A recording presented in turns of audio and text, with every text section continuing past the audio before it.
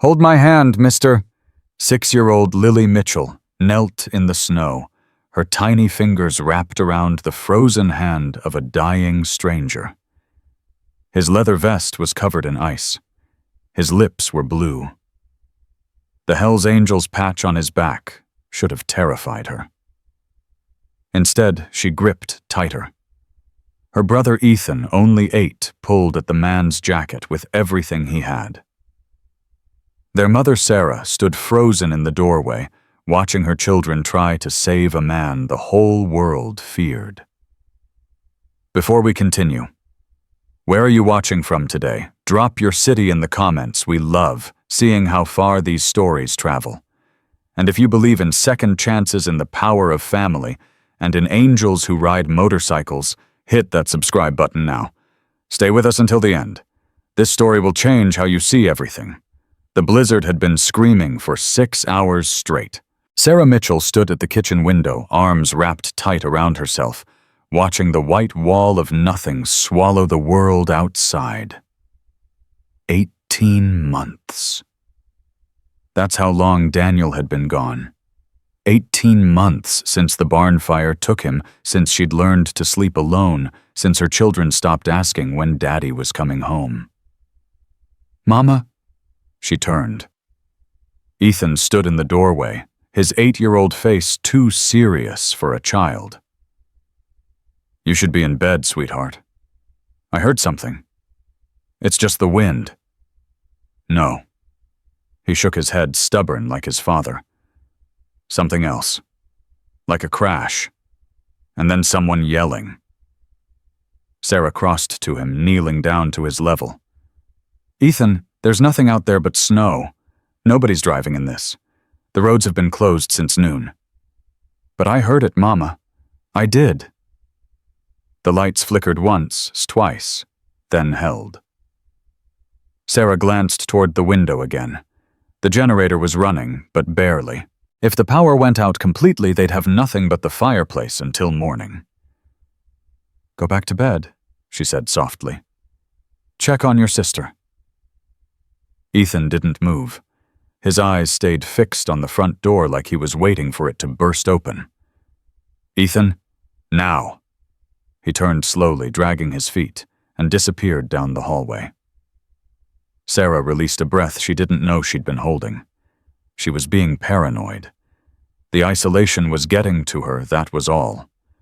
22 miles from the nearest town, no cell service, no neighbors within shouting distance. Daniel had loved the remoteness of their horse ranch. Sarah had learned to tolerate it. Now she simply survived it. She was halfway back to the kitchen when she heard Ethan scream. Mama, Mama, there's someone out there! Sarah ran. Her socks slipped on the wooden floor, her heart slamming against her ribs. She found Ethan pressed against the living room window, his breath fogging the glass, his small hand pointing into the darkness. Look! Look! She grabbed his shoulders and pulled him back. Get away from the window. But Mama, he's crawling. There's a man crawling in the snow. Sarah forced herself to look. At first, she saw nothing but white chaos, the blizzard rendering the world into static. Then lightning flashed somewhere in the distance, and for one split second she saw it too. A dark shape, moving, dragging itself through the snow maybe 50 yards from the house. Then it collapsed and didn't move again. Oh my God. Mama, we have to help him. Ethan, no, you stay right here. But he'll die. Mama, he's dying out there. Sarah's hands were shaking. She could feel the cold radiating through the window, could hear the wind trying to tear the roof off their house. Going out there was suicide. Whoever that person was, they were probably already dead. And even if they weren't, please, Mama. Ethan's voice cracked. Please, Dad would have gone. The words hit her like a physical blow.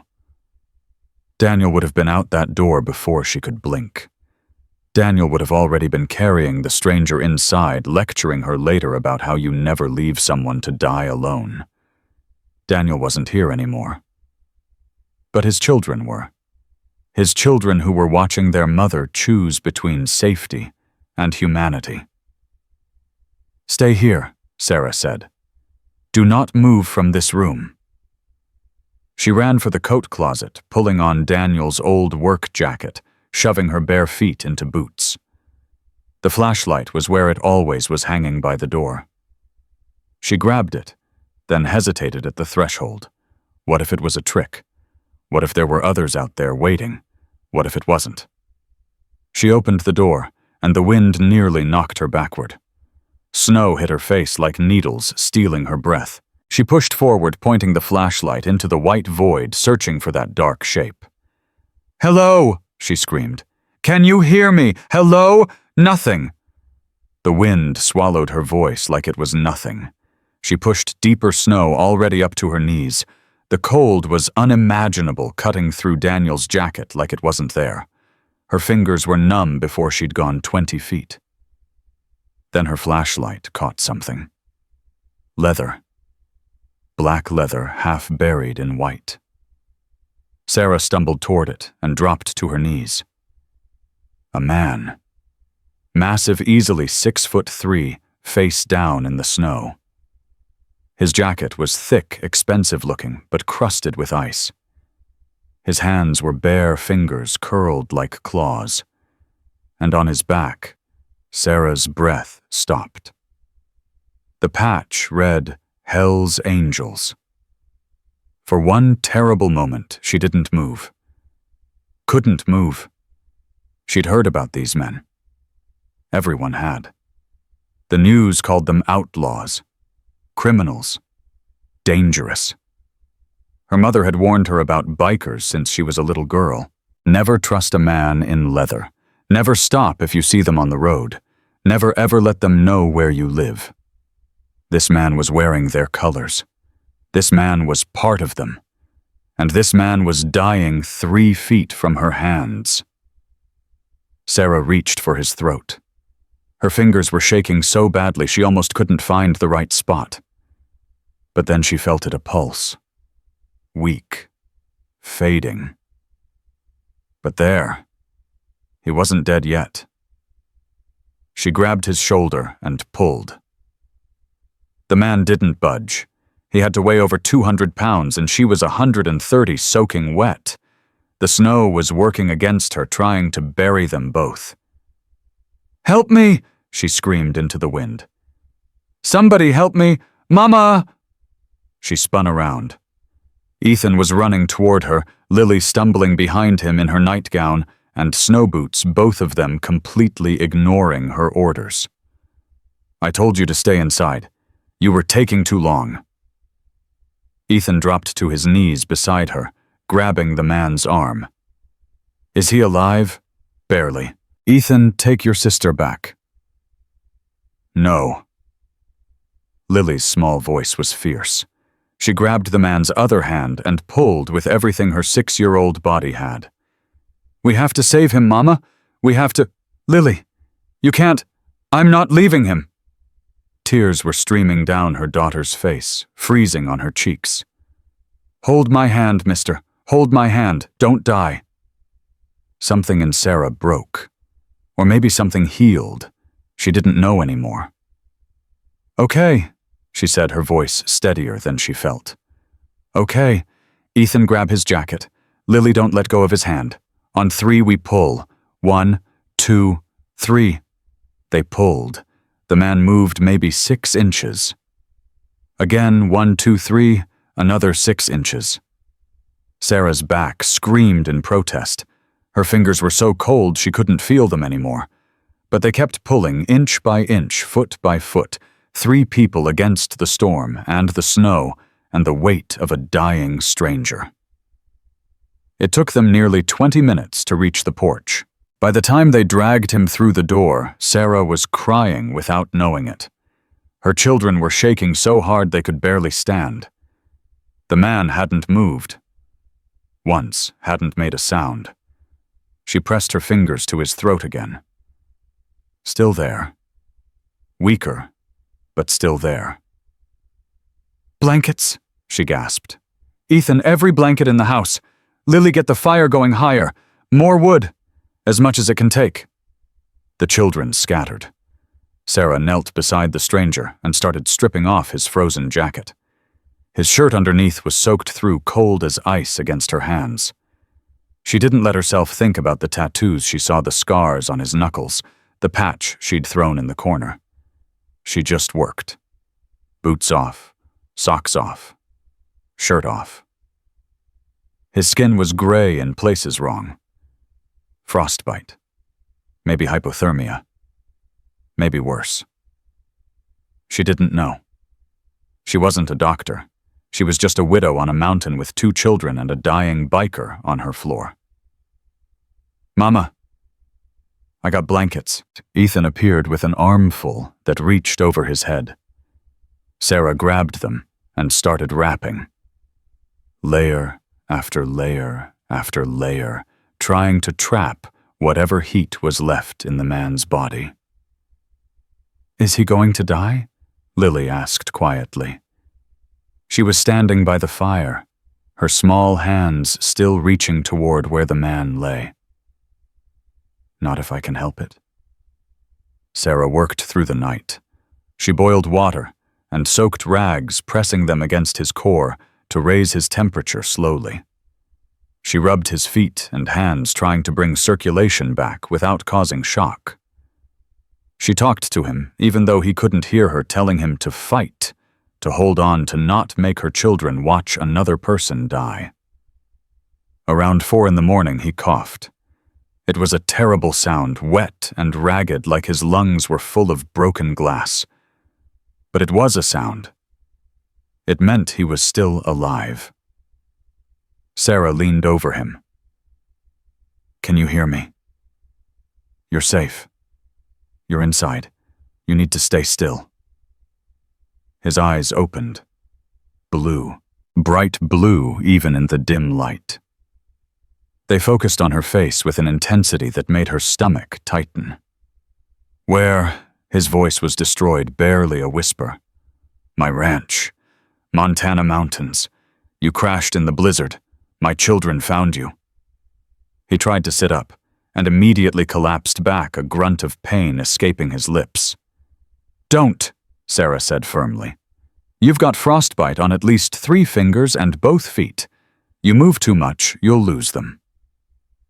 He stared at her for a long moment. Then his eyes moved past her, taking in the small house, the fire, the 2 children huddled on the couch, watching him with wide eyes. "Kids," he rasped.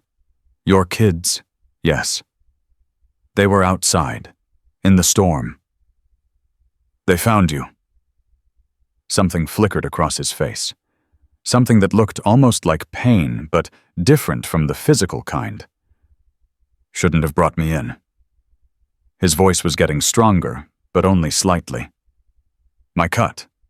You saw my cut. Your jacket is in the corner. Then you know what I am." Sarah sat back on her heels. She was exhausted, freezing, terrified, and this man was lying on her floor, telling her she should have left him to die. "What you are," she said slowly, "is alive. That's all that matters right now. Lady, you don't know what— My name is Sarah, and I know exactly what I saw. I saw a human being dying in the snow. My children saw the same thing. We made a choice. You can thank us or not, but don't tell me it was wrong." The man went quiet. His blue eyes studied her face like he was trying to solve a puzzle he'd never seen before. "Marcus," he finally said. "My name's Marcus." "Okay, Marcus. You're going to sleep now. We'll figure out the rest in the morning. My bike is probably buried under 4 feet of snow. It's not going anywhere, and neither are you." He looked like he wanted to argue, but his body was already giving up the fight. His eyes closed. His breathing steadied, and within moments he was unconscious again. Sarah stayed beside him for another hour, watching his chest rise and fall, making sure he didn't slip away when she wasn't looking.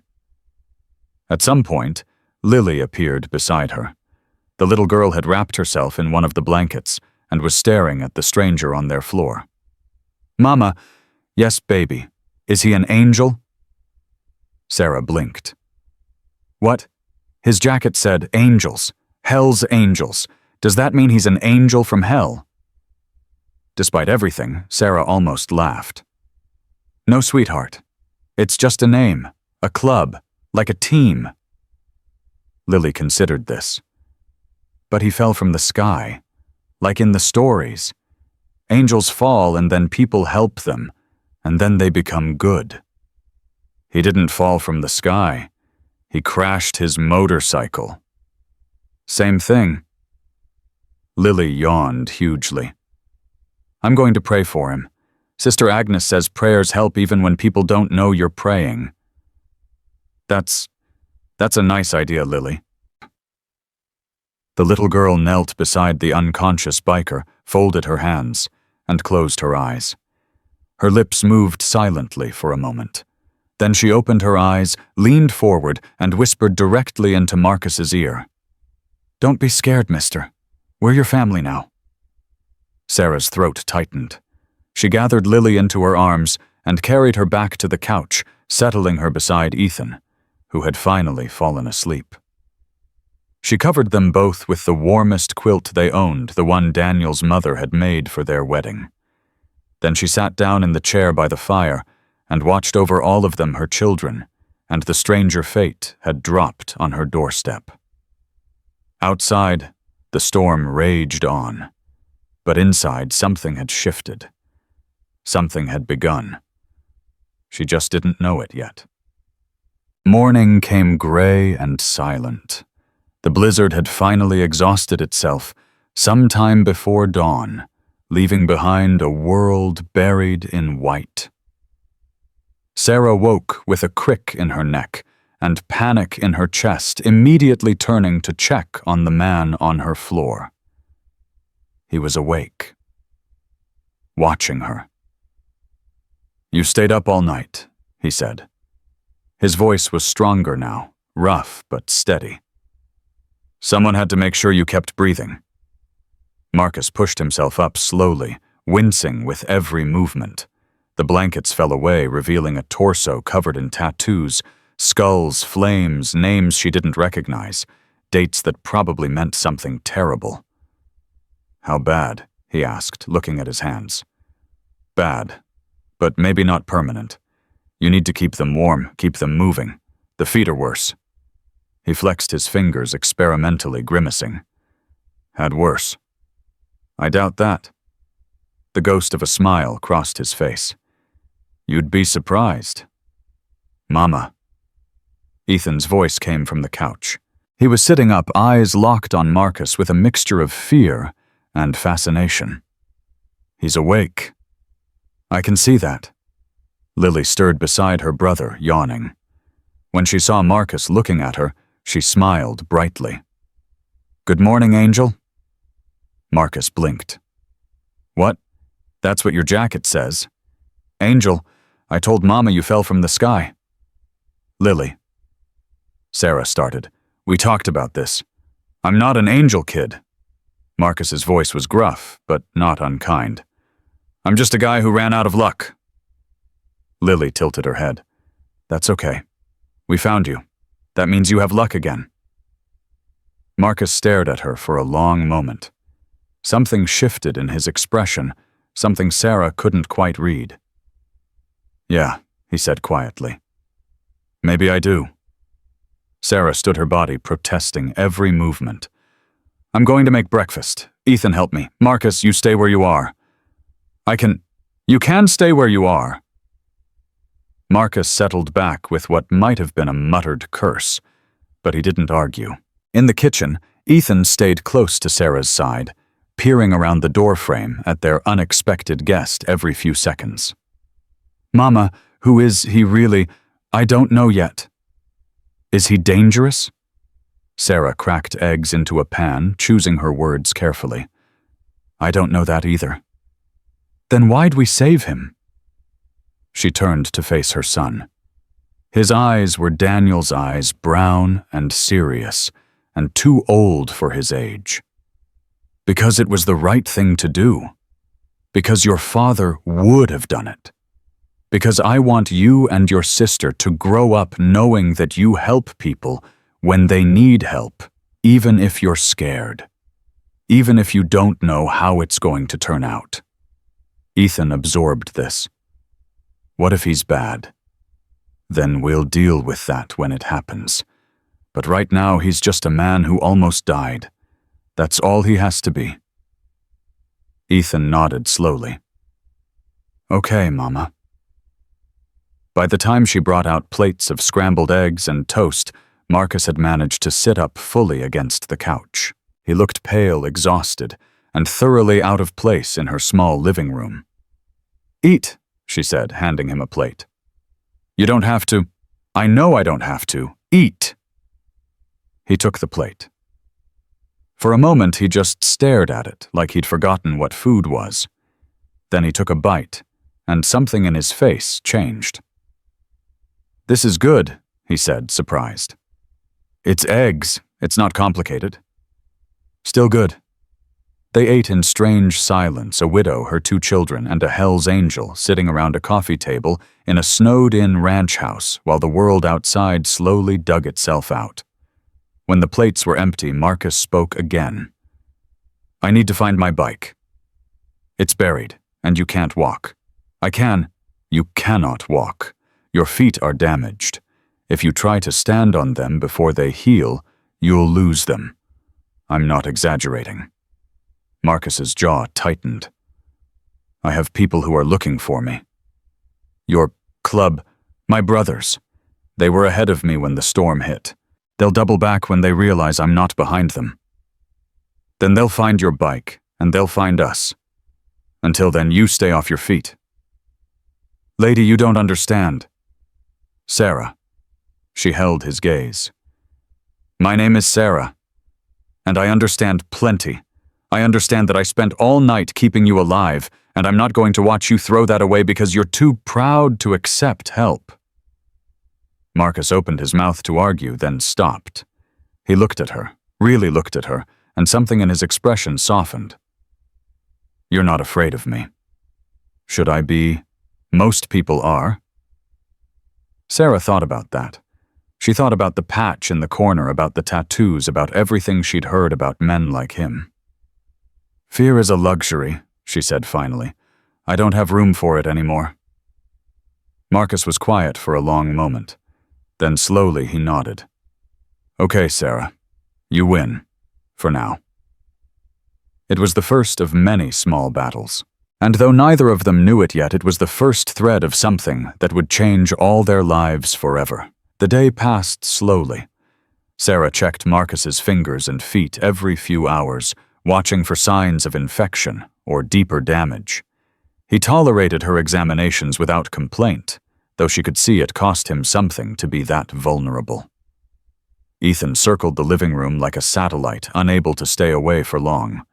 His questions started tentatively and grew bolder as the hours passed. What kind of motorcycle do you have? Harley Davidson. Street glide. Is it fast? Fast enough? How fast? Fast enough to outrun most trouble. What kind of trouble? Marcus glanced at Sarah, then back at Ethan. The kind you don't need to know about yet. Lily had no such caution. She planted herself directly in front of Marcus and began showing him her drawings one by one, narrating each in exhaustive detail. This is a horse. We have horses. They're outside in the barn. This is my mama. She's pretty. This is my brother, but I made his head too big. This is a flower. I like flowers. This is Lily. Sarah's voice was gentle, but firm. Give him space. It's okay. Marcus's voice was rougher than before, but not harsh. Let her talk. Are you sure she can talk for hours? I know the type. Lily beamed and continued her presentation. Marcus listened without interrupting, his eyes following each crayon scribble, like it was a masterpiece. That night, after the children were in bed, Sarah found herself sitting across from Marcus in the dim light of the fire. He was staring into the flames, his face unreadable. "You have questions," he said without looking at her. "Plenty. Ask." Sarah considered. There were 100 things she wanted to know: why he was alone in a blizzard, what the Hell's Angels really did, whether she should be afraid after all. But what came out was different. "How long have you been running?" Marcus's eyes finally met hers. "What makes you think I'm running?" "Because I know what running looks like. I've been doing it myself for 18 months. The silence stretched between them. Outside, the wind had started again, gentler now, but still persistent. 10 years, Marcus said finally. Give or take. What happened 10 years ago? His hands tightened on the blanket covering his legs. Had a family, wife, daughter. Accident took them. Drunk driver. Sarah's breath caught. I'm sorry. Everyone's sorry. Doesn't change anything. No, it doesn't. He looked at her differently then. Not like a stranger, like someone who recognized a wound. Your husband, he said. How'd he go? Fire. The barn. He was trying to save the horses. Did they make it, the horses? 3 of them. He got 3 out before the roof collapsed. Marcus nodded slowly. Sounds like a good man. He was. You haven't sold the ranch. No. Why not? Sarah looked around the room, the worn furniture, the family photos on the wall, the children's toys scattered in the corner. Because this is his. Theirs. Because if I sell it, I'm admitting he's really gone. And I'm not ready for that. That's not running, Marcus said quietly. That's holding on. Maybe they're the same thing. No, he shook his head. They're not. Trust me, I know the difference. They sat together in the silence of the house, while the fire burned low and the snow began to fall again. And for the first time in 18 months, Sarah didn't feel entirely alone. By the 3rd day, Marcus was already breaking her rules. She found him standing at the kitchen sink, weight balanced awkwardly on his damaged feet, washing the breakfast dishes. What are you doing? What's it look like? It looks like you're trying to lose your feet. They're fine. They're not fine. Sit down. I've been sitting for 3 days. I'm going crazy. Then go crazy sitting. He turned to face her, and something flashed in his eyes. Frustration, pride, something else she couldn't name. I don't do this, he said. I don't sit around while other people take care of me. That's not who I am. And who are you, Marcus? The question hung in the air between them. I'm the guy who takes care of everyone else, he said finally. That's my job. That's what I do. I protect people. I fix things. I don't... He gestured helplessly at the house, at her, at everything. I don't get rescued by widows and their kids. Well, you did. So maybe it's time to figure out who else you can be. His jaw tightened. For a moment she thought he was going to argue, going to storm out of her kitchen and into the snow and let the mountain finish what it started. Instead, he laughed.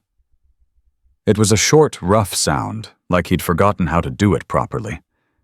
But it was real. You're something else, you know, that I'm a mother of 2 who hasn't slept properly in 3 days. That's all I am. No. He shook his head, and when he looked at her again, there was something almost like wonder in his expression. No, you're a lot more than that. Before she could respond, Lily came running into the kitchen. Mama, Mama. The snow stopped, and I can see the road, and there's something shiny down there.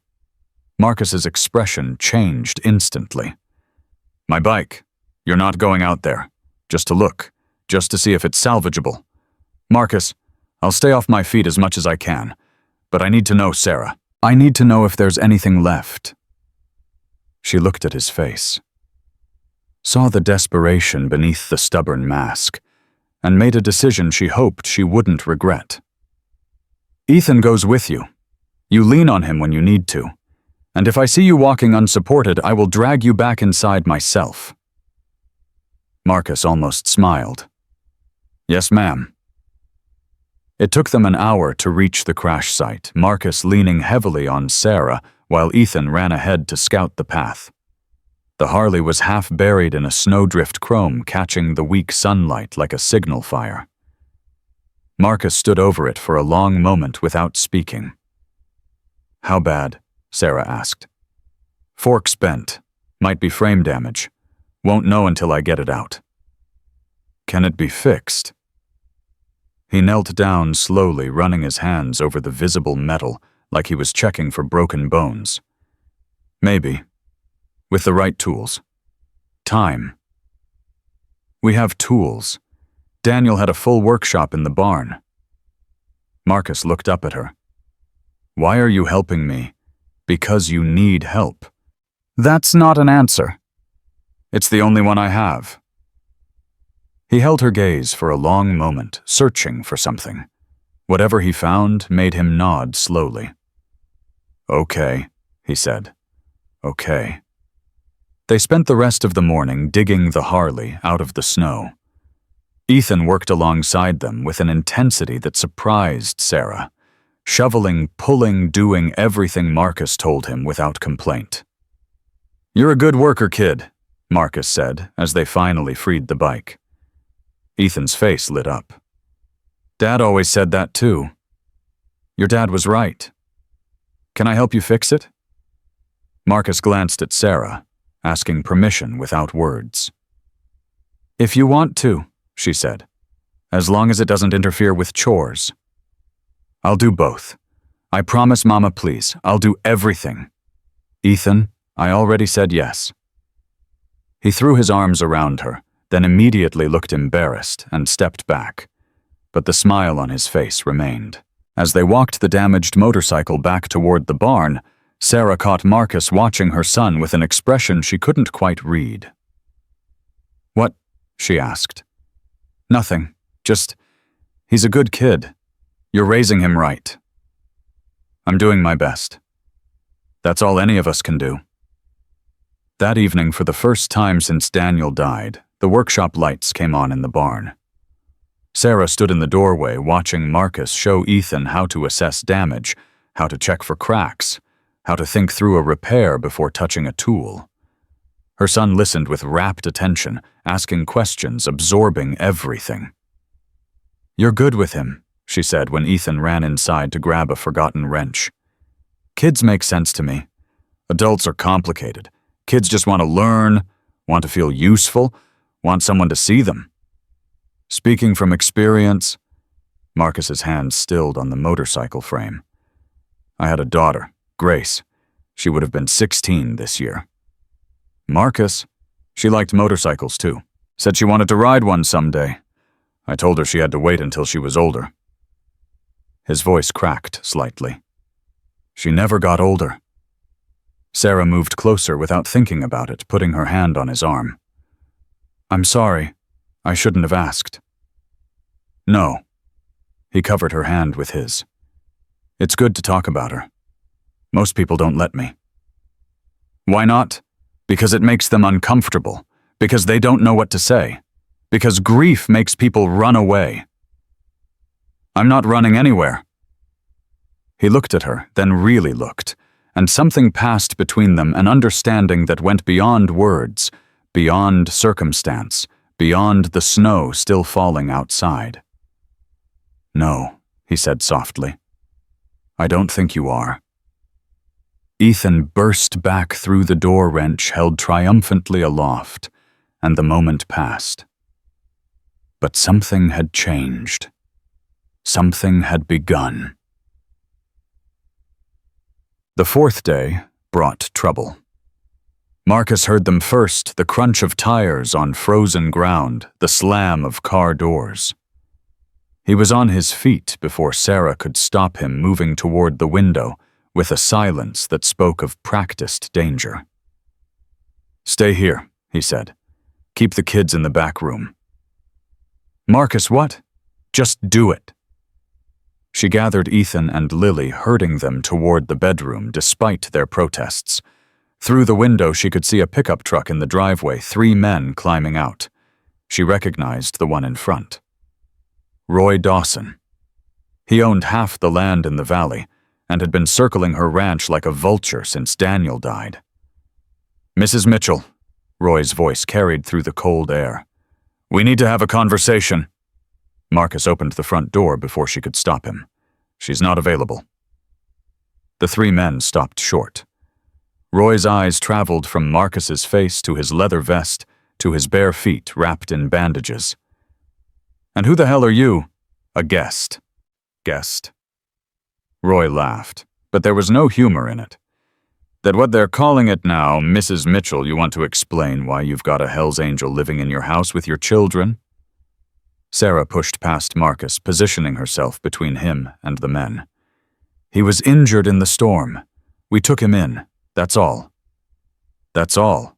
Roy stepped closer. "You know what these people are. You know what they do. I know a man was dying, and we saved his life. Beyond that, it's none of your business, Roy.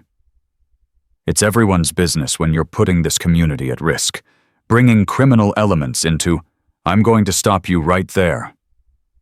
Marcus's voice was calm, but there was steel underneath. "You don't know me. You don't know anything about me. So whatever story you've told yourself, I suggest you untell it." Roy's face reddened. "Listen here, biker trash. No, you listen." Marcus stepped forward, and despite his injured feet, despite his battered condition, there was something in him that made all 3 men take an involuntary step back. "This woman saved my life. These kids pulled me out of a snowstorm when they could have let me freeze. You want to talk about character, about community? They've shown me more humanity in 4 days than most people show in a lifetime. So unless you've got something better to do than stand in a widow's driveway and threaten her, I suggest you leave." Roy's jaw worked. "This isn't over." "No," Marcus agreed. "It probably isn't. But today it is. Go home." For a long, tense moment, nobody moved. Then Roy turned on his heel, gesturing for his men to follow. "You're making a mistake, Mrs. Mitchell," he called over his shoulder. "You'll see. They always bring trouble. Always." The truck doors slammed. The engine roared. And they were gone. Marcus stood in the doorway until the sound of the engine faded completely. Then his legs buckled. Sarah caught him before he hit the ground. "You idiot," she said, half supporting him as she guided him back inside. "You absolute idiot. You can barely stand." "Had to be done." "It didn't have to be done like that." "Yeah." He looked at her, and despite everything, he was almost smiling. "It did." She got him to the couch and made him sit, checking his feet for new damage. The bandages were spotted with blood where he'd torn skin against the floorboards. "You could have made it worse." "I know." "You could have permanent damage." "I know." Why would you do that?" He reached out and caught her hand, stopping her frantic examination. "Because nobody threatens my family." Sarah froze. "We're not your family." "No." He looked past her to where Ethan and Lily were peering around the bedroom door, their faces pale with fear and confusion. "Then what are we?" She didn't have an answer, but somewhere deep inside, in the part of her heart she'd kept locked since Daniel died, something opened. Just a crack. Just enough. That night, after the children were finally asleep, Sarah found Marcus on the porch. He was sitting on the old wooden bench Daniel had built, staring up at the stars. The cold didn't seem to bother him, though she knew his feet must be screaming. "You should be inside." Needed air. She sat down beside him, close enough to feel the warmth radiating from his body. Roy won't let this go. I know. He wants the ranch. He's wanted it since Daniel died. Made me 3 offers, each one lower than the last. And you keep saying no. It's all I have left of him. Marcus nodded slowly. I get it. Do you... My bike. It's just metal and chrome. Doesn't mean anything to anyone else. But it was the last thing my wife touched before she died. She used to sit on the back and hold on to me, tell me to go faster. His voice cracked slightly. I rebuilt it after the accident. Every piece. Took me 2 years. It's the only place I can still feel her. Sarah didn't say anything. She just reached over and took his hand. They sat like that for a long time. 2 broken people holding on to each other in the darkness. I should leave, Marcus finally said. Soon as I can ride, I should go. You've done enough. I don't want to bring more trouble to your door. And if I don't want you to go? He turned to look at her, his blue eyes searching her face. Then you're as crazy as I am. Maybe I am. The snow began to fall again, soft and gentle this time. Sarah leaned against Marcus's shoulder, feeling his warmth, feeling his strength, feeling something she hadn't felt in 18 months. Hope. Stay, she whispered. At least until you're healed. At least until we know what Roy's going to do. Just stay. Marcus was quiet for a long moment. Then his arm came around her shoulders, pulling her closer. Okay, he said. I'll stay. And somewhere in the distance, like an echo of something coming, the sound of motorcycle engines rumbled through the mountain night. The engines came at dawn. Sarah jolted awake on the couch, her neck stiff from falling asleep at an awkward angle. Marcus was already at the window, his body tense, his hands gripping the frame. How many? She asked, her voice rough with sleep. 6, maybe 7. Roy, no. Something shifted in his voice. These are mine. Sarah moved to stand beside him. Through the frost-covered glass, she could see them, a line of Harley-Davidsons rolling up her driveway, their chrome catching the pale morning light. The riders wore the same leather vests Marcus had worn, the same patches she'd thrown in the corner 5 days ago. Your brothers? Yeah. Will they be angry that you've been here? Marcus turned to look at her, and there was something in his eyes she hadn't seen before. Something like fear, but not quite. They'll be grateful. But Sarah, they're going to have questions. About you. About why you helped me. I helped you because you were dying. That's not going to be enough for them? Before she could respond, Ethan came running from the bedroom, Lily stumbling behind him. Mama, there's motorcycles. Lots of them. I know, sweetheart. Stay inside. But I want to see Ethan, inside. The boy stopped reading something in her face that made him grab his sister's hand and pull her back toward the hallway. Marcus opened the front door and stepped onto the porch. Sarah followed her heart, hammering against her ribs. The lead rider dismounted first. He was older than Marcus, his beard gray, his eyes sharp as broken glass. When he saw Marcus standing there, bandaged and pale but alive, something cracked in his weathered face. Ghost. His voice was rough with emotion. You son of a bitch. Preacher. The older man crossed the distance between them in 3 strides and pulled Marcus into a fierce embrace. The other riders dismounted behind him, forming a semicircle of leather and chrome. 5 days, Preacher said, pulling back to grip Marcus's shoulders. 5 days we've been searching. Found your bike yesterday buried in snow. Thought we were looking for a body. Almost were. Preacher's eyes moved past Marcus to Sarah standing in the doorway, in her worn flannel and yesterday's jeans. This the woman who saved you, her and her kids. Something shifted in Preacher's expression. He released Marcus and walked toward Sarah, his boots heavy on the frozen ground. When he reached the porch steps, he stopped and looked up at her. "Ma'am? Sir? My brother tells me you pulled him out of a blizzard, kept him alive through the night. That true? My children found him. I just did what anyone would do." "No." Preacher shook his head slowly. "Not anyone. Most people would have left him to die, or called the cops. You brought him into your home. You cared for him. You protected him. He needed help. He needed a miracle." Preacher climbed the steps until he was standing directly in front of her. "And you gave him one. On behalf of every man wearing these colors, I thank you." He extended his hand. Sarah took it, feeling the calluses, the strength, the weight of something she didn't fully understand. "You're welcome," she said. "Though I'm not sure I did anything special."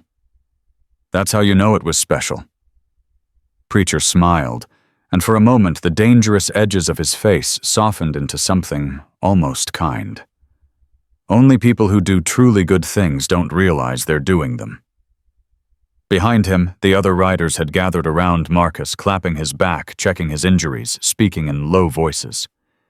Sarah caught fragments: road conditions, search patterns, something about a hospital in Helena. "We should get you to a doctor," one of them said. "Those feet need real treatment." "I'm fine." "Ghost, you can barely walk." "I said I'm fine." Sarah stepped forward. "He's right.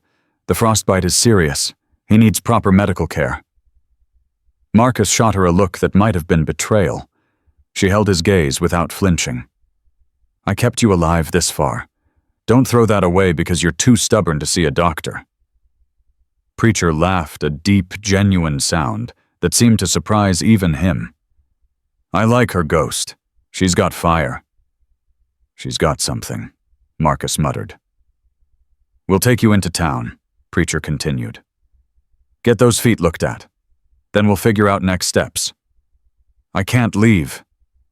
"What do you mean you can't leave?" Marcus's jaw tightened. He glanced at Sarah, then back at Preacher. "There's a situation. Local guy named Roy Dawson. He's been pressuring Sarah to sell her ranch. Yesterday he came up here with some men, started making threats. Threats. The kind that don't stay verbal for long. Something changed in the air. Sarah felt it like a drop in temperature, the way the riders' postures shifted, the way their eyes hardened. "He threatened you?" Preacher asked, looking at Sarah. "He threatened all of us. Marcus stood up to him, but he's coming back," Marcus finished. "Soon, with more people. And I'm not leaving this family unprotected." Preacher studied Marcus for a long moment. Then he nodded slowly. "Okay. Then we don't leave either." "Preacher, you don't have to. This woman saved one of ours. That makes her one of ours." Preacher turned to face his men. "Boys, looks like we're staying for a while. Someone want to help me find a place to park these bikes?" The next few hours passed in a blur of organized chaos. The riders set up camp in Sarah's barn, clearing space among the old equipment and hay bales. They worked efficiently, without complaint, moving around each other with the practiced ease of men who'd spent years living in close quarters. Ethan was beside himself with excitement. He darted between the motorcycles, asking questions, touching chrome, when he thought no one was looking, watching everything with wide, hungry eyes. "Your boy likes bikes," Preacher observed, settling onto a hay bale beside Sarah. "He likes anything with an engine. His father was the same way." Ghost mentioned him. "The fire." Sarah nodded, not trusting her voice. "I'm sorry for your loss, truly." "Thank you. How long ago?" 18 months.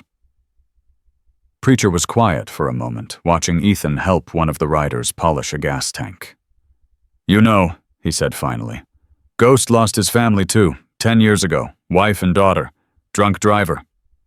"He told me." "Did he?" Preacher raised an eyebrow. "That's unusual. He doesn't talk about them to anyone, not even us." But Sarah didn't know what to say to that. "He's different since the crash," Preacher continued. "I can see it in his eyes. Something's changed in him." I don't know what you mean. I think you do. He stood brushing hay from his jeans. I think you know exactly what I mean. Lily found Marcus in the workshop, sitting on a stool with his damaged feet propped on a crate. He was holding a wrench, staring at his half-dismantled motorcycle, like it held answers to questions he couldn't quite articulate. What are you doing? He looked up. The little girl stood in the doorway, her stuffed rabbit clutched against her chest. Just thinking. About what? About whether this bike can be fixed. Can it? Maybe. Probably. It'll take time. Lily walked closer, studying the damaged machine with 6-year-old seriousness. I think you should fix it. Yeah. Why's that? Because Mama says when things are broken you either throw them away or you make them better. And I don't think you should throw it away. Marcus felt something tighten in his chest. Your mama's pretty smart. She's the smartest. Lily climbed onto a nearby crate, settling in like she planned to stay a while. Are you going to leave when your motorcycle is fixed? I don't know yet. I don't want you to leave. Lily, Ethan doesn't either. He talks about you all the time. He says you're teaching him things, important things. I'm just showing him how engines work. That's not what he means. She hugged her rabbit tighter. He means you talk to him like he matters, like what he thinks is important. Marcus set down the wrench. He does matter. What he thinks is important. I know, but nobody talked to him like that since Daddy died. Mama tries, but she's always worried. About money, about the ranch, about us. That's because she loves you. I know. Lily's voice was small, serious. But sometimes love isn't enough. Sometimes you need someone else too. Someone who can help carry stuff. Marcus stared at her, this tiny person who saw things most adults missed. When did you get so smart? Mama says I was born that way. She smiled suddenly, bright as sunlight. Will you stay for dinner? We're having spaghetti. I'll stay for dinner. Good. She hopped off the crate and headed for the door, then paused. Marcus? Yeah. I'm glad you fell off your motorcycle in our snow. I know that sounds mean, but I'm not sorry it happened. Me neither, Lily. Me neither. Dinner that night was chaos in the best possible way. Sarah had somehow stretched a simple spaghetti dinner to feed 9 adults and 2 children, working miracles with pasta and canned sauce, while the riders helped where they could. The kitchen was too small, the table too crowded, and nobody seemed to care. Ethan sat between Marcus and Preacher, pelting both with questions between bites of garlic bread. Lily had claimed the seat on Sarah's other side, carefully twirling pasta around her fork, the way Marcus had shown her. So how long have you been riding? Ethan asked Preacher. Longer than you've been alive, son. Longer than your mother's been alive. That's old. Ethan, Sarah's voice was sharp with embarrassment. Preacher just laughed. Kid's got a point. I am old, but the road keeps you young. Always something new around the next bend.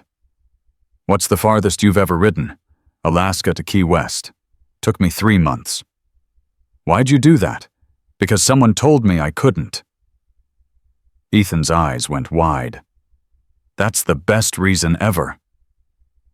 After dinner, as Sarah washed dishes and the riders filtered out to check their bikes, Marcus stayed behind. He stood at the counter drying plates in silence, his presence warm and solid beside her. You didn't have to help, she said. Neither did you. Seems like we're even. I don't think we're even at all. He set down the towel and turned to face her. Sarah. Marcus. I need to tell you something. Her hands stilled in the soapy water. What? Preacher wants me to go with them when they leave. He says there's club business that needs handling. Important stuff. So go. I don't want to. The words hung between them, heavy with meaning. Why not? Because for the first time in 10 years, I don't want to be on the road. He stepped closer. Because every time I think about leaving, I think about your face. Your kids' faces. This house that's held together by nothing but stubbornness and love. Marcus, I'm not saying forever. I'm not saying anything except that I want to stay. For now, if you'll have me.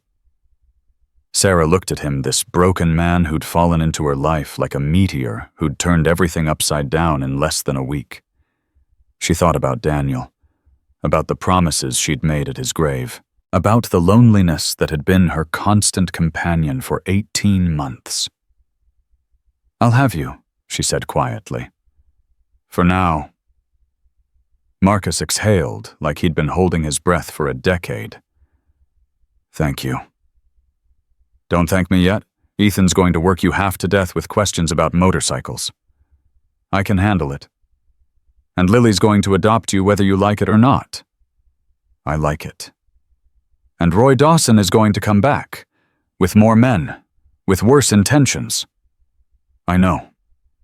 And you're still staying. Marcus reached out and took her hand, his fingers warm against her skin. I'm still staying.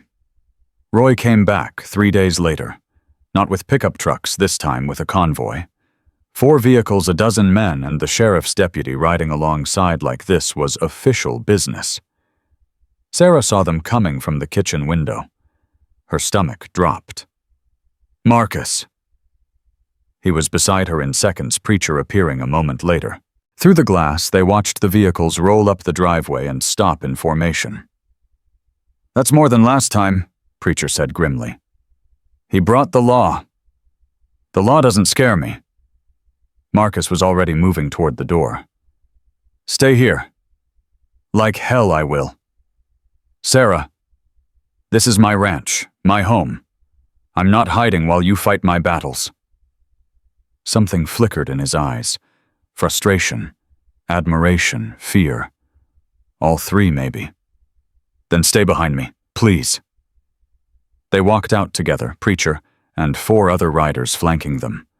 The morning air was bitter cold, carrying the smell of exhaust and trouble. Roy climbed out of his truck first, his face smug with triumph. Deputy Miller followed, hand resting on his belt like he expected violence. Mrs. Mitchell, Roy called out. I see you've expanded your guest list. What do you want, Roy? Same thing I always wanted, to help you out of a bad situation. He gestured at the bikers. Look at yourself. Look at what you've let happen to your family. Your husband would be rolling in his grave. Don't you dare talk about my husband. Someone has to. Someone has to tell you that you've lost your mind bringing these criminals into your home around your children.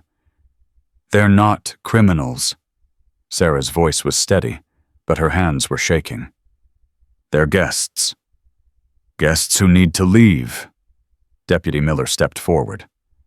Ma'am, we've received complaints about disturbances, noise, suspicious activity. I'm going to have to ask these gentlemen to move along. Preacher spoke before Marcus could. On what grounds, Deputy? I don't need grounds. This is a safety issue. Safety. Preacher's voice was calm, dangerous. The only safety issue I see is a dozen armed men showing up uninvited on a widow's property. Now listen here. No, you listen. Marcus stepped forward, and something in his posture made the deputy's hand move closer to his weapon. This woman took me in when I was dying. She saved my life. Her children saved my life. We are here because we owe her a debt that can never be repaid. We are not leaving until we know she's safe. Roy's face had gone red. This is exactly what I'm talking about. These thugs think they can just... We're not thugs. Preacher's voice cut through the air like a blade. We're a family, and you've threatened one of ours. She's not one of yours. She is now. The silence that followed was thick enough to choke on. Deputy Miller's hand was shaking slightly. He was young, Sarah realized. Too young to be dealing with this. too young to know what he'd walked into. "Gentlemen," he said carefully, "I don't want any trouble here." "Neither do we," Marcus replied. "But we're not leaving. If you want to arrest us, go ahead. You'll need more vehicles, and more deputies, and a judge willing to tell you what crime we've committed by helping a widow fix her fence." Fixing her fence. Fixing her. Roy spat. "Is that what they're calling it now?" "Watch your mouth." Marcus's voice dropped to something soft and deadly. "You don't get to talk about her like that. Or what you'll hit me, go ahead. Give the deputy something to actually arrest you for." Marcus didn't move, didn't blink, just stood there, radiating a kind of controlled violence that made Roy take an involuntary step backward. "Roy," Sarah's voice cut through the tension. "I've turned down your offers 3 times. The answer isn't going to change. This is my land, my home, my decision, and I'm asking you to leave." "This isn't over, Sarah." "Yes, it is. It's been over since Daniel died, and you came to my door before his body was even cold, talking about what a burden this ranch must be." Her voice cracked, but she kept going. "I know what you want. I've always known, and the answer will always be no." Roy stared at her, and for a moment something ugly flickered in his eyes. Then he smiled cold and thin. "Fine. Have it your way. But when these animals destroy everything you love, don't come crying to me." He turned and walked back to his truck. One by one, his men followed. Deputy Miller lingered, looking uncertain. "Ma'am," he said quietly. "If you need help." "I have help," Sarah replied. "But thank you." He nodded once and followed Roy's convoy down the driveway. Sarah stood there until the sound of engines faded to nothing. Then her knees buckled. Marcus caught her before she hit the ground. "Easy. I've got you." "I thought they were going to—" "They weren't. They were never going to. Men like Roy are bullies. They only fight when they know they'll win." "And he didn't think he'd win." Marcus smiled grimly. "Not against us." Preacher approached his expression thoughtful. "That deputy's going to be a problem." "Maybe. Might be worth having a conversation with the sheriff himself. Explain our side of things." "You think that'll help?" "Can't hurt." He looked at Sarah, still shaking in Marcus's arms. "She gonna be okay. She's tougher than she looks." "I can see that." Preacher paused. "You know we can't stay forever, Ghost. The club has business, obligations." "I know. But maybe a few more days wouldn't hurt, just until things settle." "Thanks, Preach." "Don't thank me." The older man's eyes moved between Marcus and Sarah, seeing something neither of them had acknowledged yet. "Something tells me you're exactly where you're supposed to be." That night, after the children were asleep and the riders had settled in the barn, Sarah found Marcus sitting by the fire. "Can't sleep. Haven't slept well in 10 years. He shifted to make room for her on the worn couch. "Don't suppose that's going to change anytime soon." She sat beside him close enough that their shoulders touched. "Thank you. For today. For standing up for me." "Don't thank me. I should be thanking you. You didn't back down from Roy. Most people would have. Most people didn't watch their husband die and learn that fear is just a feeling you can choose to ignore." Marcus turned to look at her. In the firelight, her face was soft, beautiful, marked by grief and strength in equal measure. "You're something else, Sarah Mitchell. You keep saying that. Because it keeps being true." She leaned her head against his shoulder, exhaustion finally catching up with her. "Tell me about your wife." "What? Your wife. Tell me about her. You know everything about Daniel. I want to know about her." Marcus was quiet for a long moment. When he spoke, his voice was rough. "Her name was Elena. We met when I was 22. She was working at a diner in Tucson, and I came in looking for coffee and directions. Left 6 hours later with her phone number. Love at first sight? More like stubborn determination. She wasn't interested in a biker. Took me 3 months to convince her to go on a date. Another year to convince her to marry me. But she did. She did. And then Grace came along, and everything changed. I thought I knew what love was before. I had no idea. What was Grace like? Marcus's breath caught.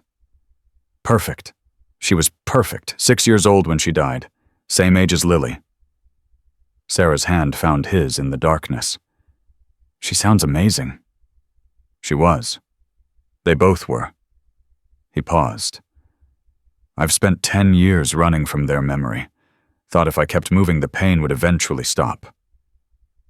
Did it? No. Just got quieter. Far away like a radio in another room. He squeezed her hand. But being here with you with your kids, it's like someone turned the volume back up. And instead of hurting, it just feels right. Marcus, I'm not asking for anything. I just want you to know. This place, your family, it's woken something up in me I thought was dead. She lifted her head to look at him. His eyes were wet, his face vulnerable in a way she'd never seen. Maybe that's what healing looks like, she said softly. Maybe it's not about forgetting. Maybe it's about letting yourself feel again. Is that what you've done? No. She was honest in her grief.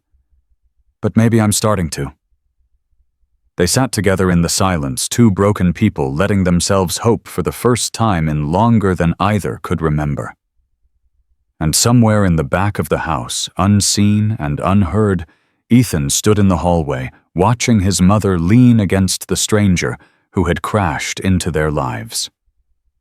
He thought about his father, about the empty space he'd left behind, about how loud the silence had been since he died. And for the first time, Ethan wondered if maybe, just maybe, silence wasn't supposed to last forever.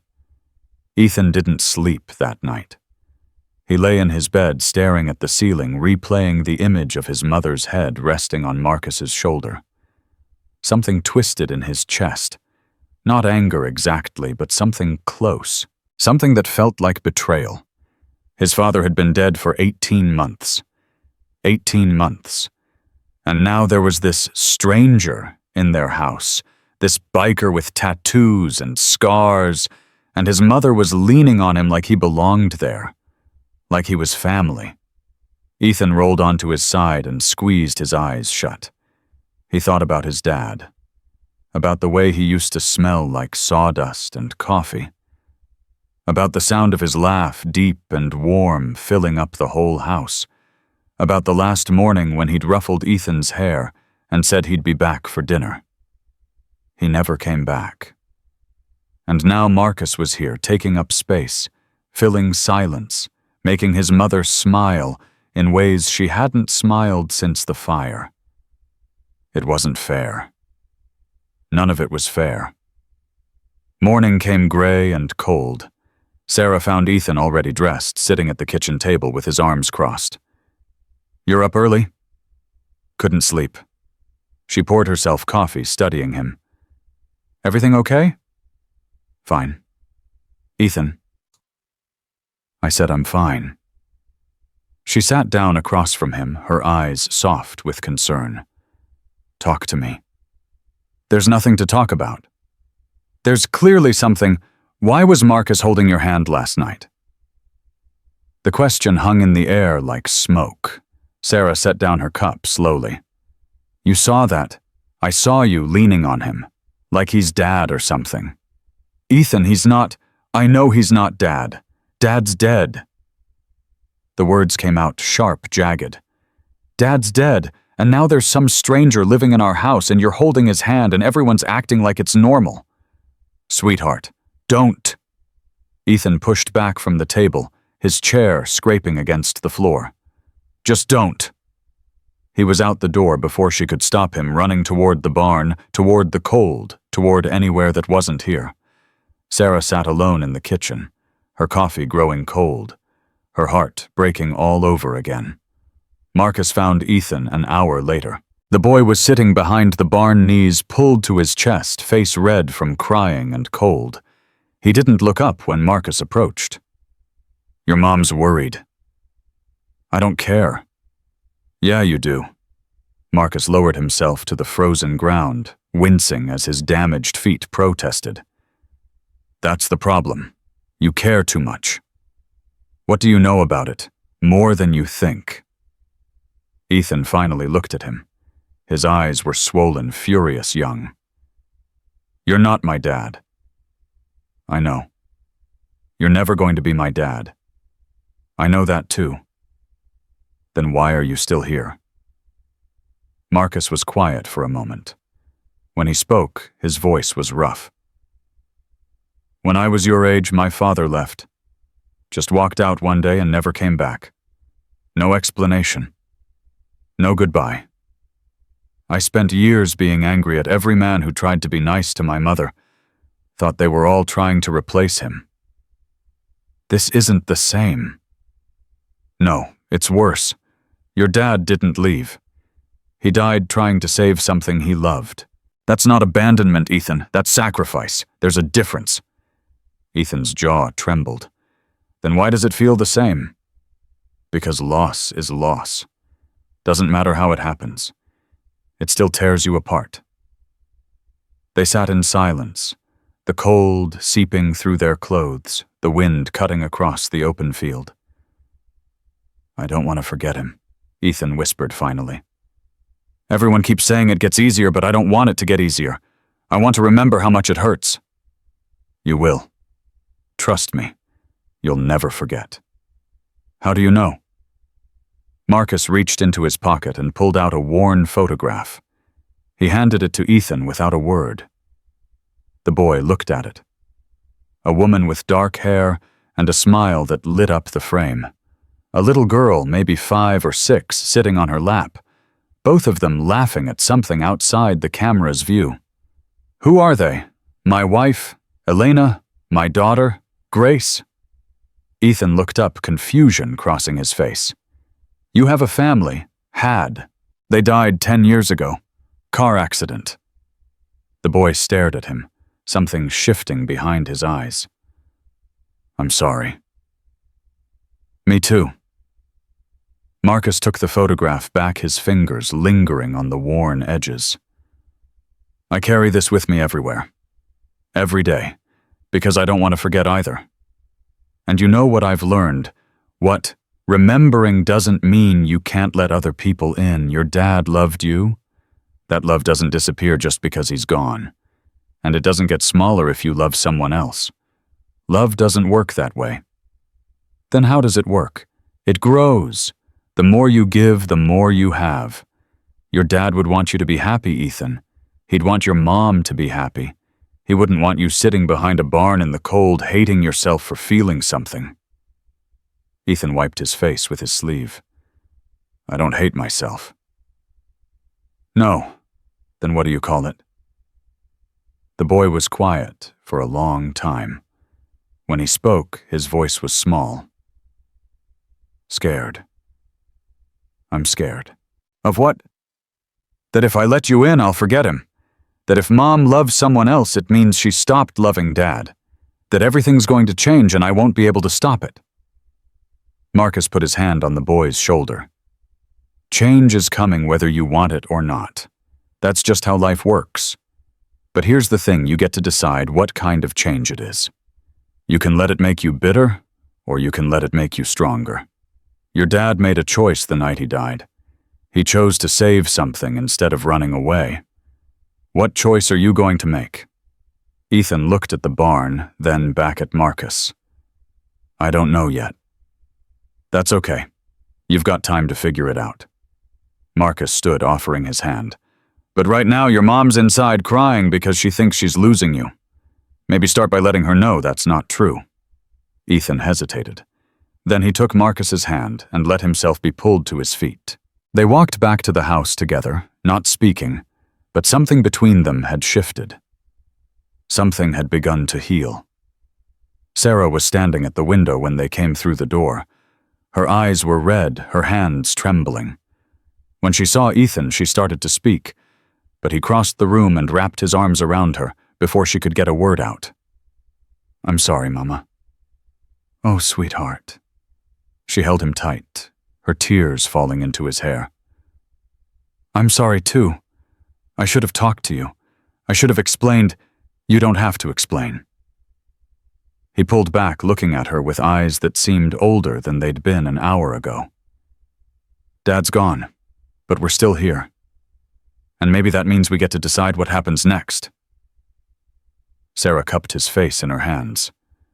"When did you get so wise?" "I had help." He glanced at Marcus, standing quietly by the door. "Maybe you should talk to him. Really talk. I'll watch Lily." He disappeared down the hallway before she could respond. Marcus and Sarah stood in the kitchen. The silence between them different than before. Charged. Expectant. "He's a good kid," Marcus said finally. "He's hurting. He's healing. There's a difference." Sarah moved to the counter, needing something to do with her hands. She started making coffee, even though she didn't want any. "What did you say to him?" "The truth. About Elena. About Grace. About how grief doesn't have to be a wall. It can be a door." "You told him about your family. He needed to know he wasn't alone." She turned to face him, her eyes searching his face. "Why are you really here, Marcus? The truth." "I told you the truth. Your kids saved my life. I owe you—" "No, that's not what I mean." She stepped closer. "You could have left days ago. Your brothers offered to take you. You said no." "Why?" Marcus was quiet for a long moment. When he spoke, his voice was barely above a whisper. "Because when I'm here with you with your kids, I don't feel like a ghost anymore. Marcus, I've been dead for 10 years, Sarah, walking around breathing, riding, but dead inside. And then I crashed in your snow, and your children pulled me out and you held me together through the worst night of my life. And somewhere in there something woke up." "What hope?" He laughed, but there was no humor in it. "Stupid, right? A man like me hoping for anything. But there it is." Sarah closed the distance between them. She reached up and touched his face, feeling the stubble, the warmth, the realness of him. "It's not stupid." "Sarah, I've been dead too, since Daniel died, just going through the motions, trying to keep the kids alive, trying to keep the ranch alive, never stopping long enough to feel anything because I knew if I started I'd never stop. And now you're here, and I'm feeling things I haven't felt in 18 months. And it terrifies me. Why? Because everyone I love leaves, one way or another. They always leave." Marcus took her hand, pressing it against his chest. She could feel his heart beating strong and steady. "I'm not leaving," he said. "Not unless you tell me to." "You can't promise that." "No, but I can promise to try. I can promise that every day I'm here, I'll fight to stay. That's more than I've promised anyone in 10 years. She looked at him, this broken man who'd fallen into her life, who'd made her children laugh again, who'd made her feel again. "Okay," she whispered. "Stay." Yeah. He pulled her close, wrapping his arms around her, holding her like she might disappear. And for the first time in 18 months, Sarah let herself be held. The peace lasted exactly 3 days. On the morning of the 4th day, Preacher burst into the house without knocking. "We've got a problem." Marcus was on his feet instantly. "What kind?" "The kind that drives a pickup truck and carries gasoline cans." Preacher's face was grim. "One of my boys spotted Roy, and 6 others heading up the mountain. They're not coming to talk this time." Sarah's blood went cold. "The children, get them somewhere safe, now!" She ran for the bedroom, her heart hammering. Ethan and Lily were playing on the floor, oblivious to the danger approaching. Kids, I need you to come with me, right now. Mama, what's wrong? Lily's face was already pale with fear. Nothing, sweetheart. I just need you to stay in the storm cellar for a little while. It's going to be like a game, okay? I don't want to play a game. Ethan's voice was steady, but his eyes were scared. I want to help. The best way you can help is by keeping your sister safe. Can you do that for me? He hesitated, then nodded. Yes, Mama. She hugged them both, fierce and quick, then led them to the cellar beneath the kitchen floor. The space was cramped, musty, filled with canned goods and old blankets. Stay here until I come for you, no matter what you hear. Promise me. We promise, Ethan said. I love you. Both of you. She closed the door and slid the heavy table over it, her hands shaking.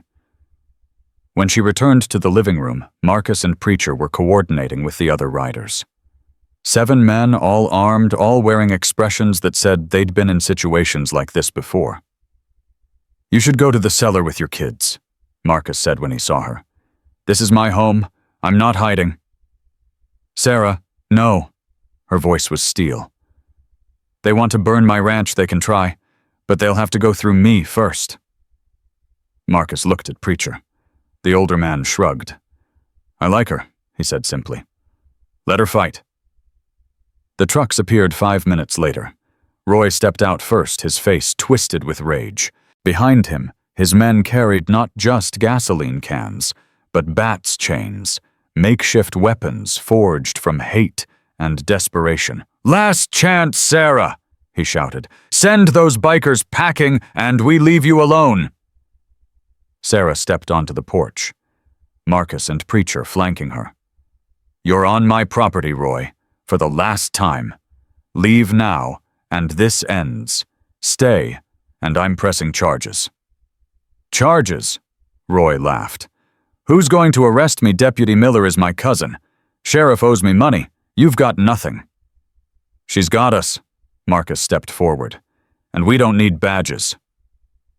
Roy's face darkened. You think I'm scared of you? I think you're stupid if you're not. The tension stretched to breaking point. Sarah could feel it in the air, thick and suffocating. Then Roy gave a signal, and his men began to move. What happened next was chaos. The first man swung a bat at Preacher's head. The old man ducked, caught the weapon mid-swing, and disarmed his attacker in one fluid motion. The bat clattered to the ground, and Preacher's fist connected with the man's jaw, dropping him instantly. Marcus moved like water flowing between attackers, deflecting blows, striking with precision. He didn't fight to hurt, he fought to disable, to protect, to end things as quickly as possible. Sarah grabbed a shovel from beside the door and swung it at a man rushing toward the house with a gasoline can. The metal connected with his shoulder, spinning him around. The can fell liquid, splashing across the frozen ground. Stay away from my home. Around her, the riders fought with brutal efficiency. These weren't street brawlers. They were men who'd spent decades protecting each other, who moved as one who knew exactly how to neutralize threats without crossing lines. Within minutes, it was over. Roy's men lay scattered across the driveway, groaning, bleeding, defeated. Roy himself was on his knees, Marcus's hand gripping the back of his neck. Listen carefully, Marcus said, his voice cold as the wind. You're done. This ranch is done being your target. If I ever see you near this property again, near Sarah or her children, I won't stop with your men. I'll come for everything you have. Your business, your reputation, your life. Do you understand? Roy spat blood. You can't threaten me. Marcus tightened his grip. I'm not threatening. I'm promising. And unlike you, I keep my promises. Let him go. Everyone turned. Sheriff Dan Mitchell stood at the edge of the driveway, his cruiser's lights flashing behind him. He looked older than Sarah remembered, wearier, but his voice carried authority. I said let him go. Marcus released Roy, stepping back with his hands visible. Sheriff, Preacher said carefully, this man came onto private property with weapons and gasoline. He intended to burn this woman's home. I can see that. The sheriff surveyed the scene, the unconscious men, the spilled gasoline, the weapons scattered across the ground. His eyes settled on Roy. Roy Dawson, I always knew you were ambitious. Didn't know you were stupid. Dan, these bikers attacked us. These bikers defended a widow and her children from an armed mob. The sheriff's voice was hard. I've been watching you circle this ranch for 18 months, Roy. Everyone has. We just couldn't prove anything. But this, he gestured at the chaos. This I can prove. You can't arrest me. Your election is already lost if I let a man burn down a family's home. Sheriff Mitchell pulled out his handcuffs. Roy Dawson, you're under arrest for trespassing, attempted arson, and assault. You have the right to remain silent.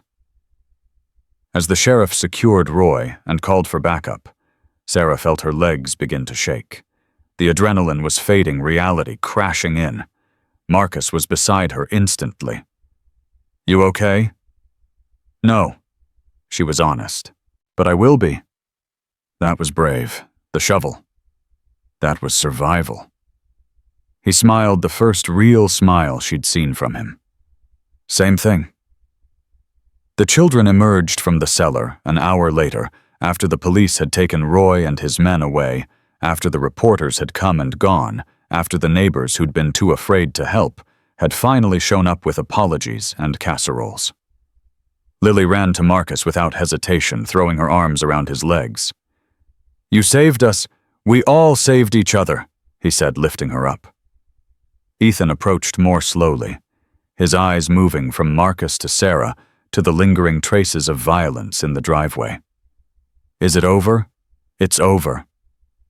Sarah confirmed. Roy's going to prison. He won't bother us again. Because of them. Ethan looked at the riders gathered around their bikes, cleaning up, checking on each other. Because of all of us. The boy was quiet for a moment. Then he walked to Marcus and extended his hand. Thank you for protecting my family. Marcus shifted Lily to one arm and shook Ethan's hand with complete solemnity. Thank you for letting me.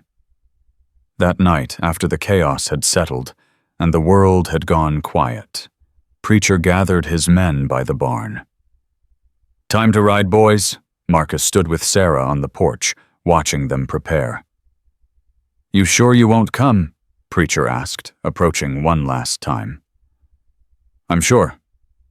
The club needs you, Ghost. The club will survive. It always has. Marcus looked at Sarah, at the children pressed against her sides, at the house that had become something more than shelter. I'm needed here. Preacher studied his face for a long moment. Then he smiled, slow and genuine. You found it, didn't you, the thing you've been riding toward all these years? Maybe. Or maybe it found me. Same thing, brother. Same thing. Preacher pulled him into a fierce embrace. We'll visit. Spring, summer, whenever the road brings us north. You're still family. Always. The riders mounted their bikes one by one. Engines roared to life, shattering the peaceful night with thunder and chrome. Lily waved from the porch. Bye, angels! Preacher laughed, raising his fist in salute. Then the convoy began to move, rolling down the driveway, disappearing into the darkness, the sound of their engines fading like a heartbeat, growing distant. When the last rumble disappeared, Sarah turned to Marcus. So what now? Now we figure out the rest. That simple. Nothing about this is simple. He looked at her children, at the ranch that had nearly burned. But simple is overrated. Ethan tugged at Marcus's sleeve. Does this mean you're staying for good? If your mom will have me? Sarah pretended to consider. I don't know. You eat a lot, you take up space, you attract trouble. All true. And you snore. Also true. She smiled a real smile, one that reached her eyes and lit up her whole face. I guess I can live with that. Marcus pulled her close, one arm around her, the other around her children. And somewhere in the distance, barely audible, the sound of motorcycle engines echoed through the mountains. A reminder that family comes in unexpected forms, and that sometimes the road doesn't lead you away from home. Sometimes it leads you straight to it. 3 months changed everything. The snow melted. The fields turned green. The horses grew healthy under Marcus's steady care. And somewhere in the quiet rhythm of daily life, the Mitchell Ranch became something it hadn't been in almost 2 years, a home again. Marcus woke every morning at 5, long before the children stirred. He'd make coffee check on the horses and spend an hour in the workshop tinkering with his Harley. The bike was nearly restored now, chrome gleaming engine purring, ready to ride whenever he wanted. He never wanted. Sarah would find him there most mornings, hands covered in grease, humming some old road song under his breath. She'd bring him a second cup of coffee and lean against the doorframe watching him work. "You could finish that today," she said one morning. "Take it for a spin." "Could. But you won't." "No rush." He wiped his hands on an old rag, looking up at her. "Got nowhere to be." "Marcus?" "What? You've been here 3 months. You haven't left the property once." He set down the wrench. "You want me to leave. I want you to be honest.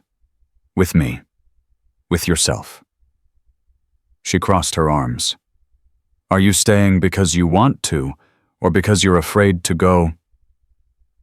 The question hung between them. "Both," he finally admitted.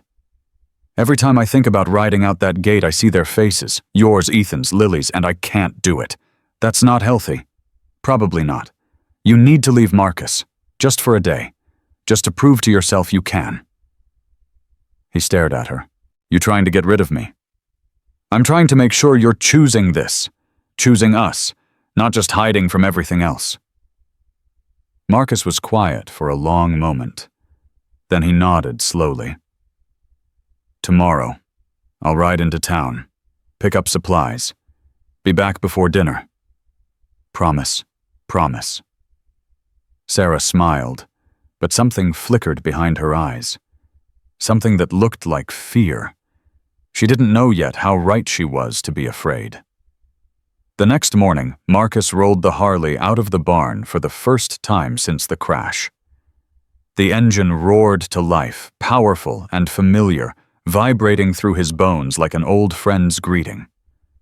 Ethan stood on the porch, watching with hungry eyes.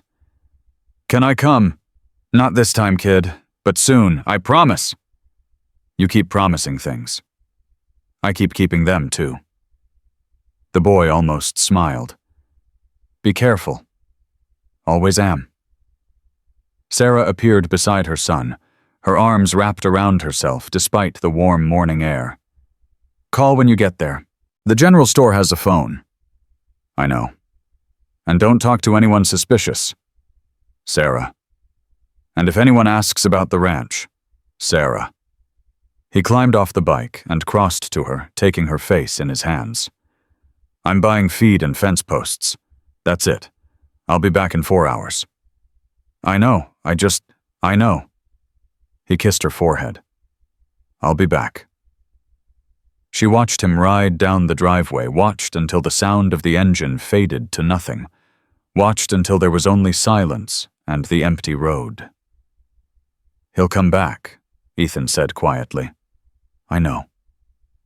"Then why are you crying?" Sarah touched her cheek, surprised to find it wet. "Because sometimes love and fear feel exactly the same." The town had changed since the confrontation with Roy. People nodded when Marcus passed. Some even waved. The hardware store owner remembered his name. The woman at the feed store asked about Sarah and the kids. 3 months ago, he'd been a stranger they feared. Now he was something else, not quite one of them, but not an outsider anymore either. He finished his errands in under 2 hours. Feed loaded, fence posts secured, a bag of candy for the kids tucked into his saddlebag. He was heading back to his bike when someone called his name. "Marcus Sullivan." He turned. A woman stood outside the diner, her dark hair streaked with gray, her eyes red from crying. "Do I know you?" "No, but I know you." She stepped closer, her hands trembling. "My name is Linda Dawson. I'm Roy's wife." Marcus tensed. "Mrs. Dawson, please, I'm not here to cause trouble. I just need to talk to you. 5 minutes, please." Every instinct told him to walk away. But something in her face, the desperation, the grief, made him pause. 5 minutes. They sat at a table in the back of the diner, away from curious eyes. Linda clutched a cup of coffee she didn't drink, her hands wrapped around it like a lifeline. "Roy's in prison," she said quietly. "You know that." "I know. 10 years. Maybe more. The arson charges, the assault charges, they added up. He made his choices." "I know that too." Her voice cracked. "I'm not here to defend him. What he did was wrong. What he tried to do to that woman and her children."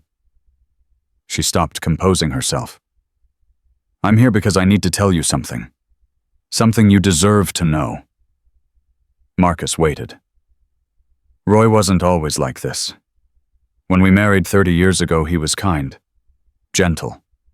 He wanted to build something to matter to people." Her eyes grew distant. Then the business started failing.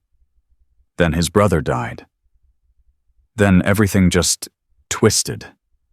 Year after year, he got harder, angrier, until I didn't recognize him anymore. Why are you telling me this? Because Sarah Mitchell isn't the first woman he targeted. She's just the first one who fought back. Linda's hands tightened on the cup. There were others. Widows, single mothers, people without protection. He pressured them to sell, bought their land for nothing, destroyed their lives. How many? 4 that I know of. Maybe more. Marcus's jaw tightened. "And you never said anything?" "I was afraid." Tears spilled down her cheeks. "I was a coward. I told myself it wasn't my business, that I couldn't change anything, that speaking up would only make things worse." She looked at him directly. "But then you came along. You and Sarah and those children. You showed me what courage looks like, what standing up looks like." "Mrs. Dawson, I'm going to testify at the appeal hearing. I'm going to tell the judge everything, every family Roy destroyed, every lie he told, every threat he made. It won't bring back what those people lost, but maybe it'll make sure he never does it again." Marcus stared at her. "That takes guts."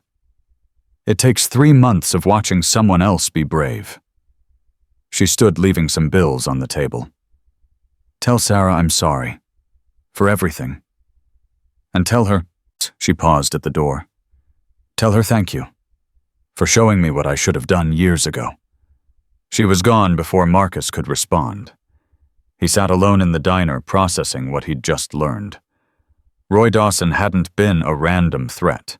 He'd been a pattern, a predator. And Sarah, without knowing it, had been the one to finally stop him. Not just by fighting back, by inspiring others to fight, too. Marcus made it back to the ranch 2 hours later than planned. Sarah was waiting on the porch, her face pale with worry. When she saw the Harley cresting the hill, her whole body sagged with relief. "You said 4 hours." "I know. Something came up." "Something—" She stopped herself, seeing his expression. What happened? He told her everything. About Linda Dawson, about the other victims, about the testimony that would ensure Roy never hurt anyone again. Sarah listened in silence. When he finished, she sat down on the porch steps, her hands pressed against her face. "I didn't know." "How could you? Those other women, those families. If I'd sold to him—" "You didn't." "But I almost did." She looked up at him, her eyes wet. Right after Daniel died. Roy came to me with an offer, and I almost took it. The only reason I said no was because Ethan begged me not to. Ethan, he said his dad would want us to keep fighting, to keep the ranch. Her voice broke. My 8-year-old son had to remind me to be brave. Marcus sat down beside her. That's not weakness, Sarah. That's grief. You were drowning, and you still managed to stay afloat. Barely. Barely is enough. Barely is everything. She leaned into him, her head against his shoulder. I'm glad you came back. I told you I would. I know. But part of me wondered, part of you wondered if I'd just keep riding. Find the next town, the next road, disappear the way I've been disappearing for 10 years. She didn't deny it. I thought about it, Marcus admitted, for about half a second. Then I remembered what I'd be riding away from, and it wasn't even a choice anymore. What would you be riding away from? He turned to face her. You, Ethan, Lily, the first real home I've had since Elena died. His voice dropped. The first time I've felt like myself instead of a ghost. Sarah touched his face. You're not a ghost, Marcus. You haven't been for a long time. I know, he smiled. That's what scares me. That night after the children were asleep, Marcus found Ethan sitting on the back porch. The boy was staring at the stars, his face thoughtful in the moonlight. Can't sleep. Ethan shook his head. Too much thinking. About what? Mom, you, everything. Marcus sat down beside him. Want to share? Are you going to marry her? The question hit Marcus like a punch. What makes you ask that?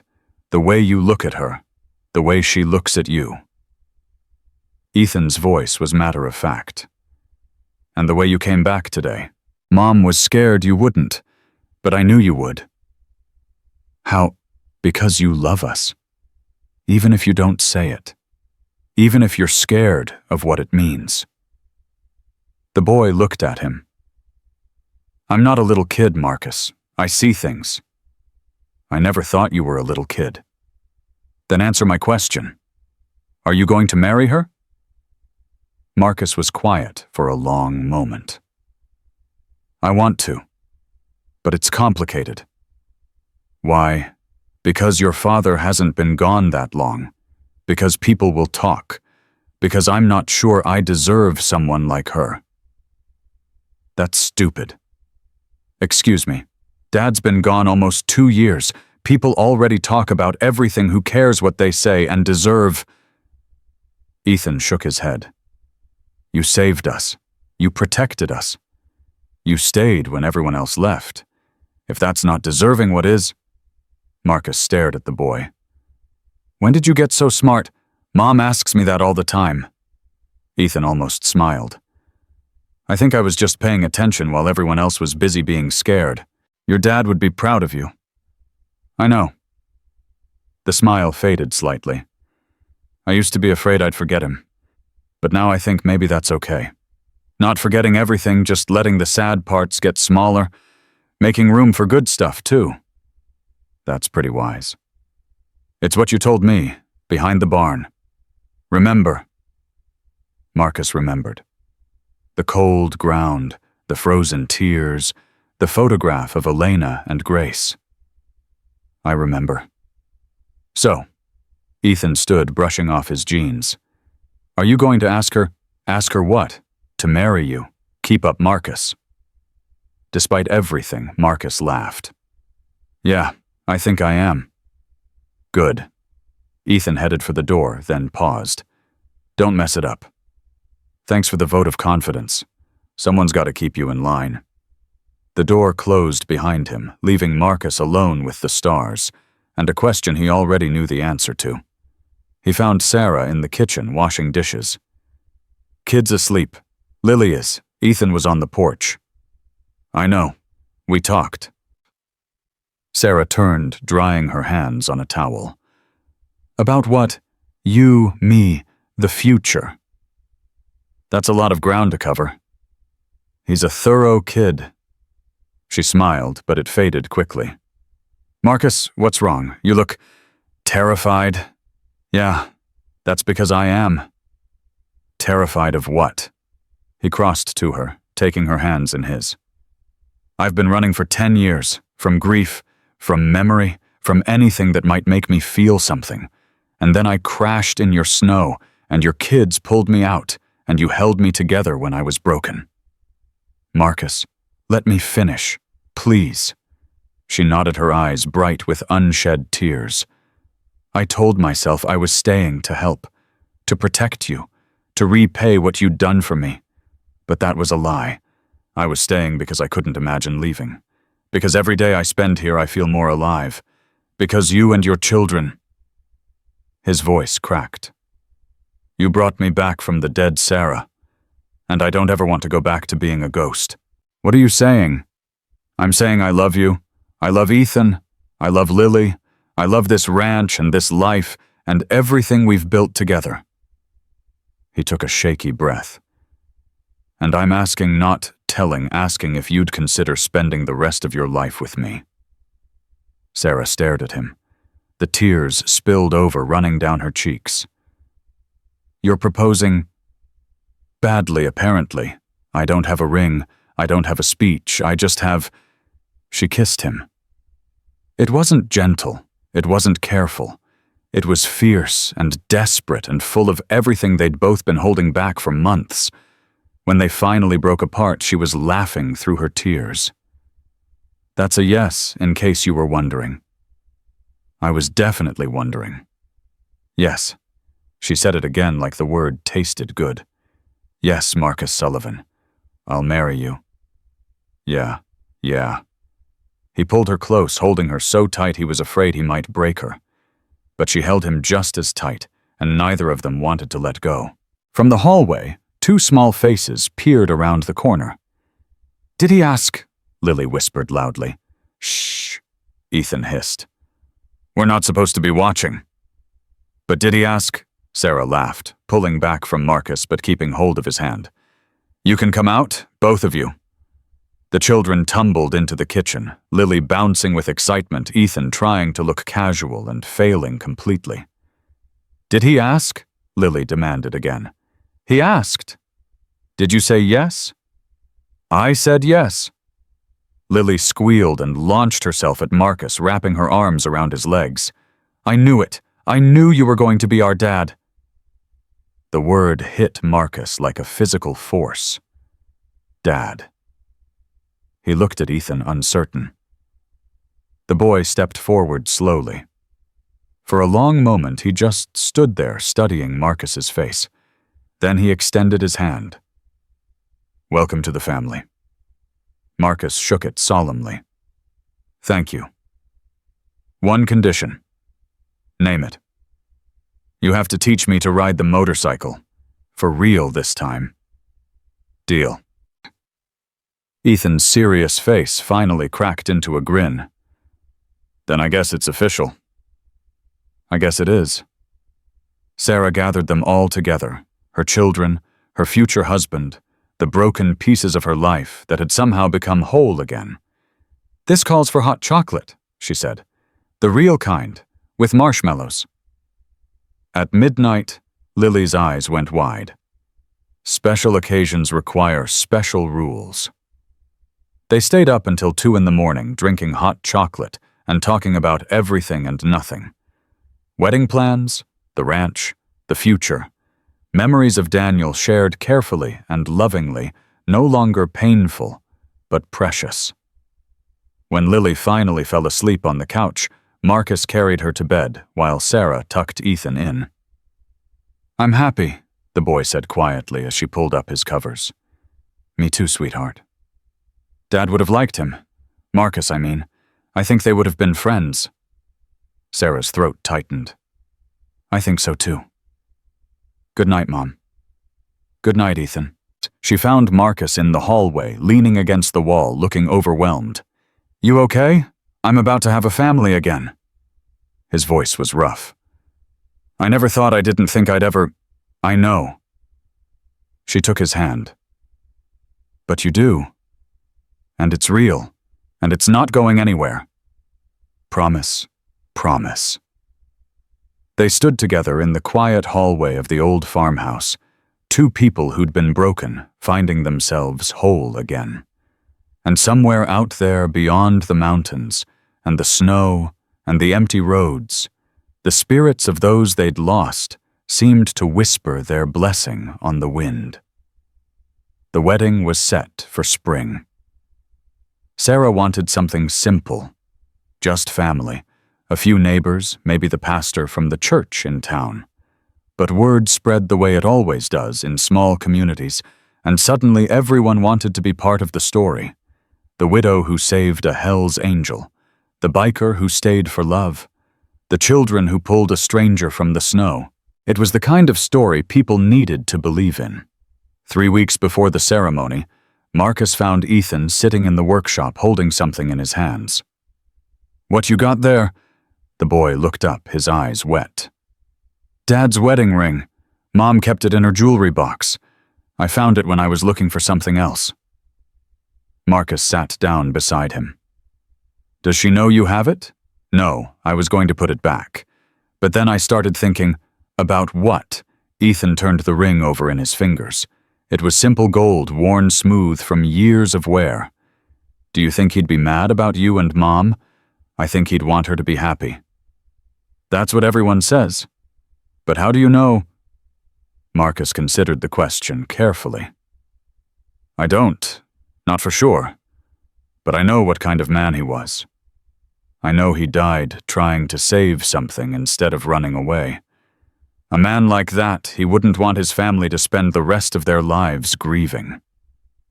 Mom still cries sometimes, when she thinks we're not looking. Grief doesn't disappear, Ethan. It just changes shape. She'll always love your father, always miss him. That doesn't mean she can't love me too." Ethan was quiet for a moment. Then he held out the ring. "I want you to have this." Marcus froze. "Ethan." "Not to wear, just to keep. So part of Dad is there. At the wedding." The boy's voice wavered. "I know it sounds stupid." "It doesn't sound stupid." Marcus took the ring, feeling its weight in his palm. "It sounds exactly right." "Really? Really?" He pulled Ethan into a hug, feeling the boy's thin shoulders shake. "Thank you for trusting me with this. You're going to be my dad now. That means you're connected to him too, whether you want to be or not." Marcus held him tighter. "I want to be. More than you know." The night before the wedding, the sound of engines echoed through the valley. Sarah was in the kitchen finishing last-minute preparations when she heard them, her hand stilled on the counter. "Marcus!" He was already at the window. "They came." Who came? But she already knew. They rolled up the driveway in Formation 12 Harley-Davidson's chrome gleaming in the fading light. Preacher led the pack, his gray beard longer than before, his eyes bright with emotion. The riders parked in a perfect line and dismounted together. They wore their cuts, proudly patches displayed for the world to see. Hell's Angels. Brothers. Family. Preacher walked to the porch where Marcus and Sarah waited. "Didn't think we'd miss this, did you? I wasn't sure you'd make it." "Rode 600 miles in 2 days. Preacher grinned. "Nothing keeps an angel from a wedding." Sarah stepped forward. "Thank you for coming. Thank you for taking this ugly mug off our hands." He pulled her into a surprising embrace. "He was always the best of us, you know. Even when he didn't believe it himself." "I believe it." "Good. Keep reminding him. He forgets." The riders had brought gifts, bottles of whiskey, handmade leather goods, and a custom motorcycle helmet small enough for a child painted with angel wings and Ethan's name. "For when he's ready to ride," one of them explained. "Every angel's kid needs proper gear." Ethan held the helmet like it was made of gold. This is the coolest thing I've ever seen. Just don't grow into it too fast. Those things are expensive. Lily had her own gift, a tiny leather jacket perfectly sized for her small frame. She put it on immediately and refused to take it off. "I'm an angel now, too," she announced, spinning in circles. "You always were, sweetheart," Preacher told her. "We're just making it official." That night, the ranch was full of laughter and noise, and the kind of chaos that comes from having too many people in too small a space.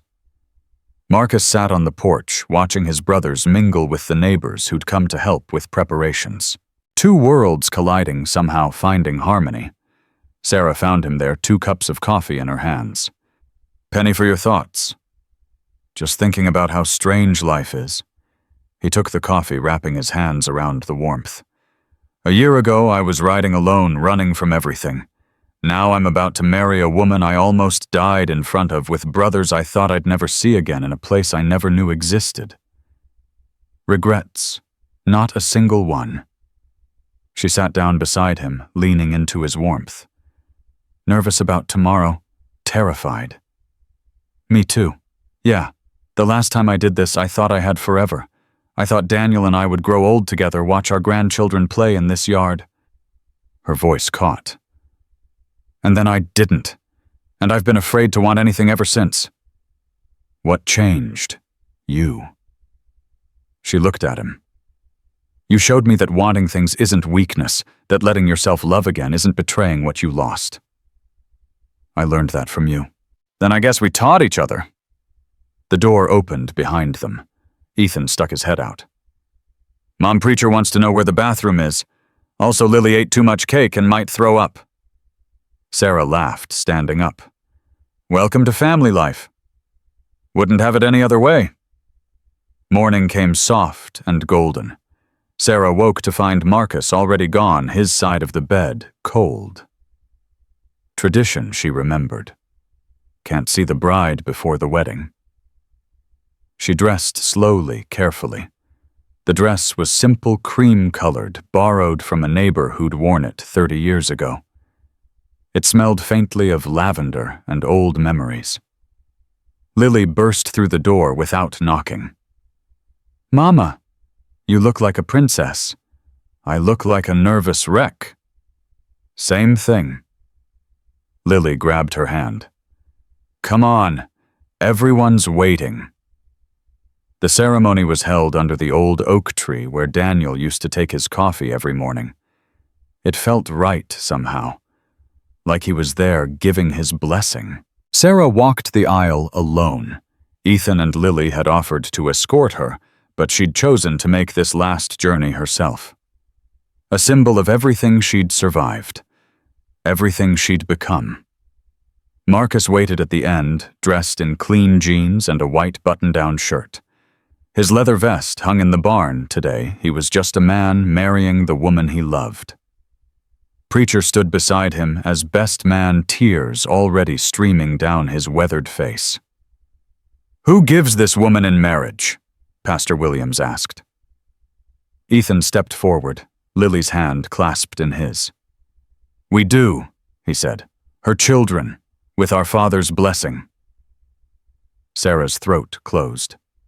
She hadn't known he planned to say that. The ceremony was short, simple. Standard vows with a few personal additions. "I promise to protect you," Marcus said. "Not because you need protection, but because you deserve someone who'll stand between you and the storm." "I promise to trust you," Sarah replied.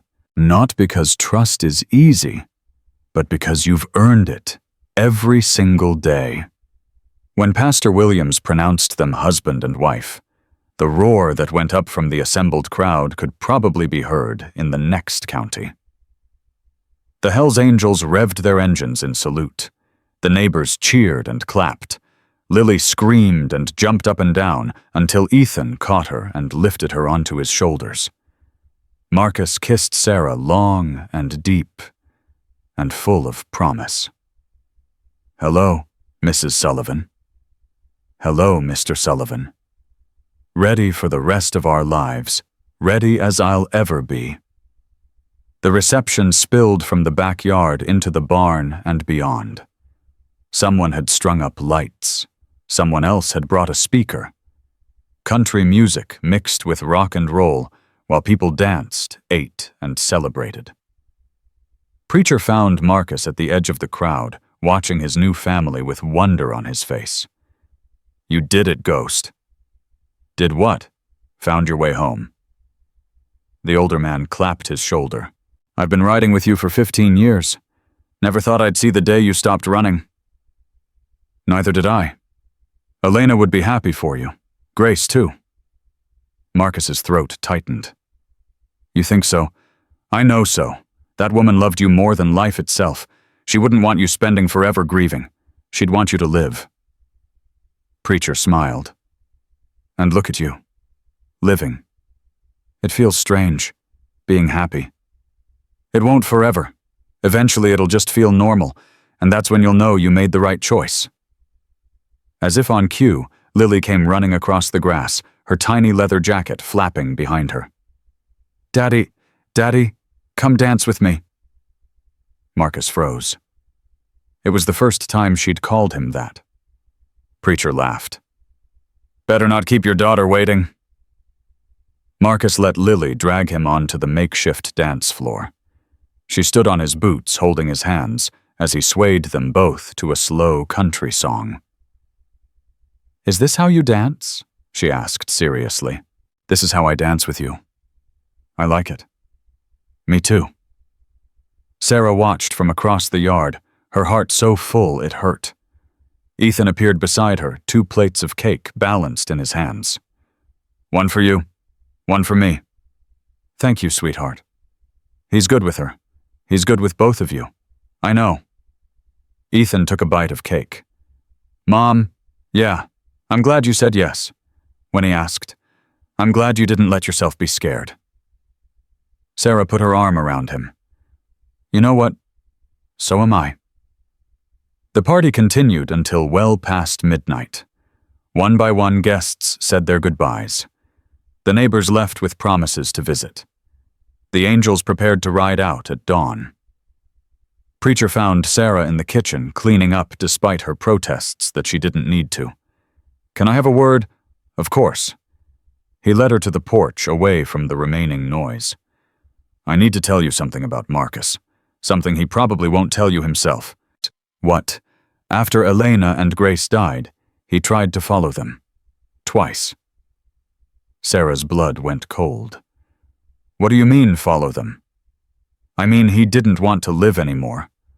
First time was pills. Second time was—" Preacher stopped, his voice rough. "We found him, got him help, stayed with him every day for 6 months until he could stand on his own again." "Why are you telling me this?" "Because you need to understand what you saved. When you pulled him out of that snow, you weren't just rescuing a man from hypothermia. You were giving him a reason to want to be rescued." He met her eyes. "He chose to live because of you. Because of your children. Don't ever underestimate what that means." Sarah couldn't speak. The weight of it pressed down on her. "I'm not saying this to scare you," Preacher continued. "I'm saying it because you deserve to know who you married. Not just the strong parts, all of it. Does he know you're telling me this? No, and he'd probably be angry if he found out. But I figure spouses shouldn't have secrets, at least not the big ones. Thank you for trusting me with it. Thank you for giving him something to live for." He embraced her briefly, then walked back to his brothers without another word. Sarah stayed on the porch processing. When Marcus found her there, 20 minutes later, she pulled him close without explanation. "Everything okay?" "Everything's perfect." "You're shaking." "I'm just cold." He wrapped his arms around her, and she let herself be held by the man she'd saved, who had saved her in return. Dawn came too quickly. The angels mounted their bikes, engines, rumbling in the early morning quiet. Goodbyes were said, handshakes for Marcus, hugs for Sarah, high fives for Ethan, and one very serious salute for Lily, who returned it solemnly. "See you at Christmas," Preacher said. "If you'll have us." "Always," Sarah replied. "You're family now." "Damn right we are." The convoy rolled out Chrome, catching the first light of day. They disappeared over the ridge one by one, the sound of their engines fading into memory. Marcus stood with his arm around Sarah, watching until the last rumble died away. "You okay?" "Yeah," he smiled. "Yeah, I am." No regrets about staying, not a single one. Ethan appeared beside them, still wearing his new helmet. "So, Dad?" The word came easier now. "You promised to teach me to ride. When do we start?" "After breakfast. And after chores." "That's so many things." "Welcome to life on a ranch." Lily pushed between them, grabbing Marcus's hand. "What about me? What do I get to learn?" "Whatever you want, sweetheart." "I want to learn how to be an angel. Like your friends." Sarah laughed. "Being an angel isn't something you learn, baby. It's something you become." "Then I'm becoming one, starting right now." She marched toward the house, her tiny leather jacket swinging her purpose absolute. Marcus looked at Sarah. "Where did she get that attitude? From you, probably?" "I've been here less than a year." "Some things don't take long to stick." They walked back to the house together, husband and wife, father and mother, a family forged from tragedy and rebuilt through love. On the porch, Marcus paused. He reached into his pocket and pulled out Daniel's ring. "Ethan gave me this, for the wedding." Sarah's breath caught. "I wondered where it went. I think it should go back to you. Keep it somewhere safe, for the kids to have someday." She took the ring, turning it over in her fingers. "You know what Daniel said when he gave me this? He said it wasn't just a ring. It was a promise that no matter what happened, I'd never be alone. He kept that promise, just not the way he expected." "What do you mean? He raised those kids to be brave, to be kind, to pull strangers out of snowstorms even when it's dangerous." Marcus's voice was rough. "He couldn't be here to protect you himself, so he made sure you had everything you needed to survive without him." Sarah's tears fell freely. "I never thought of it that way." "Maybe it's time you did." She clutched the ring to her chest. "I love you, Marcus Sullivan." "I love you too, Sarah Sullivan." "That sounds strange. Strange good or strange bad? Strange perfect." He kissed her forehead, then her lips, then pulled her close. "Come on. We've got breakfast to make, and chores to do, and a son who's apparently expecting motorcycle lessons. And a daughter who's decided she's an angel. Family life, never boring. Never alone." They walked inside together, into the warmth of the house, into the chaos of the morning, into the beautiful, messy, imperfect life they'd built from the ashes of everything they'd lost. In the kitchen, Ethan was already attempting pancakes, while Lily supervised from her perch on the counter. The smell of burning batter filled the air. "I think something's wrong," Ethan admitted. "The heat's too high." Marcus moved to the stove, adjusting the flame, showing Ethan the right way to flip without making a mess. Sarah watched them, her son and her husband, learning from each other, becoming something new. This was what healing looked like, she realized. Not the absence of pain, but the presence of love. Not forgetting what was lost, but making room for what was found. Outside, the sun climbed higher over the mountains. The horses stirred in the barn. The world turned on its axis, indifferent to the small miracles happening inside a farmhouse in Montana. But the people inside weren't indifferent. They knew what they had. They knew how close they'd come to losing it. And they held on tight. Later that morning, Marcus took the family to Daniel's grave. They stood together in the small cemetery on the hill, Sarah, Marcus, Ethan, and Lily, looking at the simple stone that marked where a good man rested. "I brought you someone," Sarah said quietly. "Someone I think you'd like." Marcus stepped forward, feeling the weight of the moment. "I know I can't replace you," he said to the grave. "I'm not trying to. I'm just promising to take care of what you left behind, to love them the way you would have, to be there when you can't be." He pulled Daniel's ring from his pocket and set it on the headstone. "From your son. So you're part of this too." Ethan took Marcus's hand on one side. Sarah took the other. Lily wrapped her arms around all of them, holding tight. "We're going to be okay," Sarah said to her first husband. "All of us. I need you to know that." The wind picked up, rustling through the grass, carrying the scent of spring. And somehow, in that moment, they all felt the answer. A blessing. A release. A goodbye. They walked back to the ranch, as a family, not the family any of them had planned for, but the family they'd chosen. The family they'd fought for. The family they'd built from storm and snow and stubborn, impossible hope. Marcus looked at the house where he'd almost died, where he'd been reborn, where he'd found everything he'd spent 10 years running from. "You know what?" he said. "What?" Sarah asked. "I used to think the road was the only place I belonged.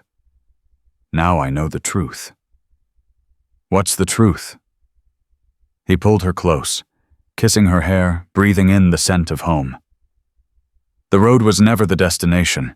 It was just the path that led me here. To you. To them. To everything I was too scared to want." Lily tugged at his sleeve. "Daddy." "Yeah, sweetheart. Can we have pancakes again tomorrow?" He laughed a real laugh, full and free. "We can have pancakes every day for the rest of our lives. Promise." Promise. And this time, it was a promise he knew he could keep. Because Marcus Sullivan had finally stopped running. He was home.